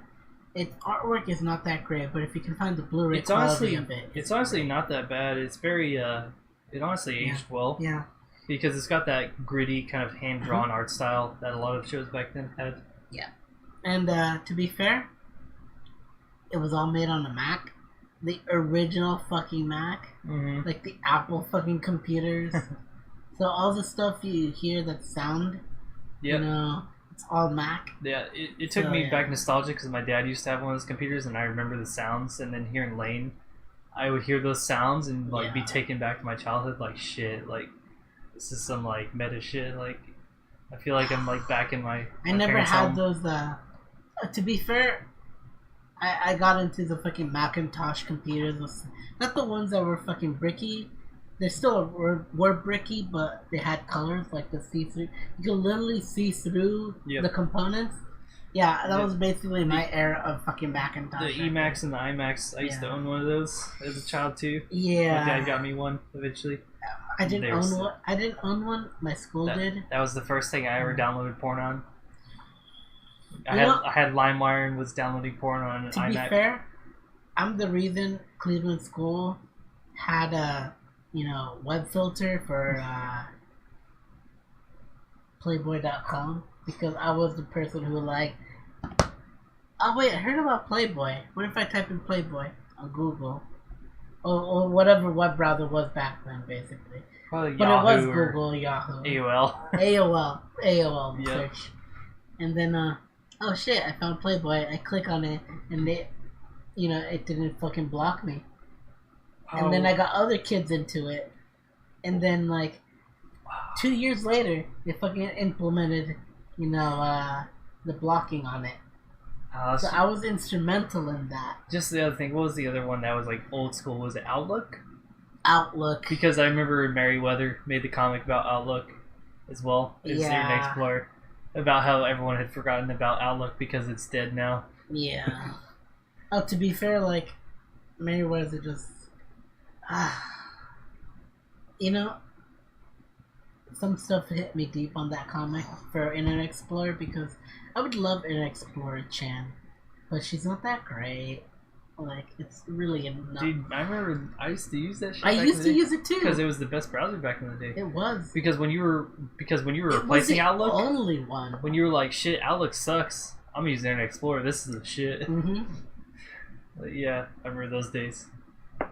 But yeah, Serial Experiment Lane. If you haven't watched it, watch it. Keep going before we keep and if you watched it, watch it. Yeah.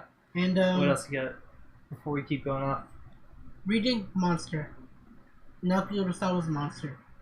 Read it, watch it. I don't care. You gotta experience it. Mm-hmm. Now, tags. You want to go or you want me to go? Mm-hmm. I didn't write anything down, but I did think a thing in the middle because you were very interested in the Brazilian bestiality fetish site. Wow. So I said, fuck it, why not? Let me recommend bestiality here for the real degenerates. Real degenerate hours here. Well, I'm not into... he does not speak for me. I do not know him. I mean, you're pretty interested, but... okay, so I have one artist I even thought of on the spot. I didn't look him up. Shindle? No. Shindle does have a little bit, but Tenzin Miyabi. Oh, fuck. Even I know the name. Tenzin Miyabi, one of the most iconic bestiality artists. Mm-hmm. Does some... it's not for everyone. His art is very, very kind of abstract. He draws bodies very weird. He has pretty aggressive animal stuff. I just thought of it too because I recently been going through my hard drives and organizing stuff. Came across a bunch of that stuff that I had some other artists that I forgot the names for. But Tenzin Miyabi, if you want to get started and you're degenerate enough, start there, and you can find some other stuff. What you got? Well, I don't know if you know me, but if you do know me, you already, you know what I want to recommend. And if you don't, well, just look at the image right now. Not the cat, not Rin, the blue-haired busky girl right there. That'd be Rei Ayanami, my favorite girl. She's not that busty though. IRL. Not IRL. Just Mogudan. Just Mogudan. But I would my tag is schoolgirl, just so I can have Mogudan in here right now. So C94 happened, right? Right. And the new Mogudan C94 came out, and new Mogudan came out, and it's pretty good. So solid, it's so fucking delicious. And the last one was literally vanilla. It's a little bit of cock, but it was mostly focused on a little romance between an older guy and a gal. Mm-hmm. Just happened to be in middle school. Even though she looks like, this large-breasted, tall lady here. I'm just saying, it's just but what they put in the water. Don't think too hard on it. But she's in middle school, by the way. She doesn't look like a fucking 20 to 25-year-old. That's because Mogudan's a degenerate. But, I like to think she's over 20. Yeah. But we'll leave it at that. And, Yeah, Mogodon C94 happened, and it went back to cuck. But the only notable thing is she's a schoolgirl. And, Yeah. She's got the all Evangelion school outfit. The best thing is, she's got the best Ahegao face, which has been my profile picture for Mixer, Twitter, and will be my profile picture on YouTube. And was it at Vega the Dirty Casual? At Vega the Dirty Casual. On for Twitter, right? Yeah. Yeah, at Vega the Dirty Casual. Follow on Twitter for trash like Faku. Yeah. And Lewd Gamer. To be fair, though, it's actually at Vega Dirty. Oh, okay, Vega Dirty, that's right. Vega Dirty. Vega the Dirty Casual is YouTube. Vega the Dirty Casual is Mixer. And YouTube. So when I do stream and YouTube, you'll find it. If anything, I still have my old YouTube handle there. Because you can't get rid of that when you make it. Mizao? Is that what it is? No, it's one Haseo too. Oh, Haseo, yeah. I was thinking of something else. That's from the .hack GU series, so it's literally a product of its time, but it's still great. But anyways, yeah. So I think we're pretty much wrapping up here. Well, we've been going for 3 hours. Do you have anything else to add? I did my rant earlier. Right. My Faku is numbered. We're burning alive. What more do you want? Yeah, so we're gonna check on the fire right now because we're probably burning alive, but that's not gonna stop me from having some wings and beer. Exactly. So yeah, you guys have a great day or night or evening. I don't fucking care. You guys do you. Don't fucking get into this culture, and if you are, get out of it. Either get in as deep as you can or get out immediately. Yeah, see, there you go. Those are your only two options. There you go.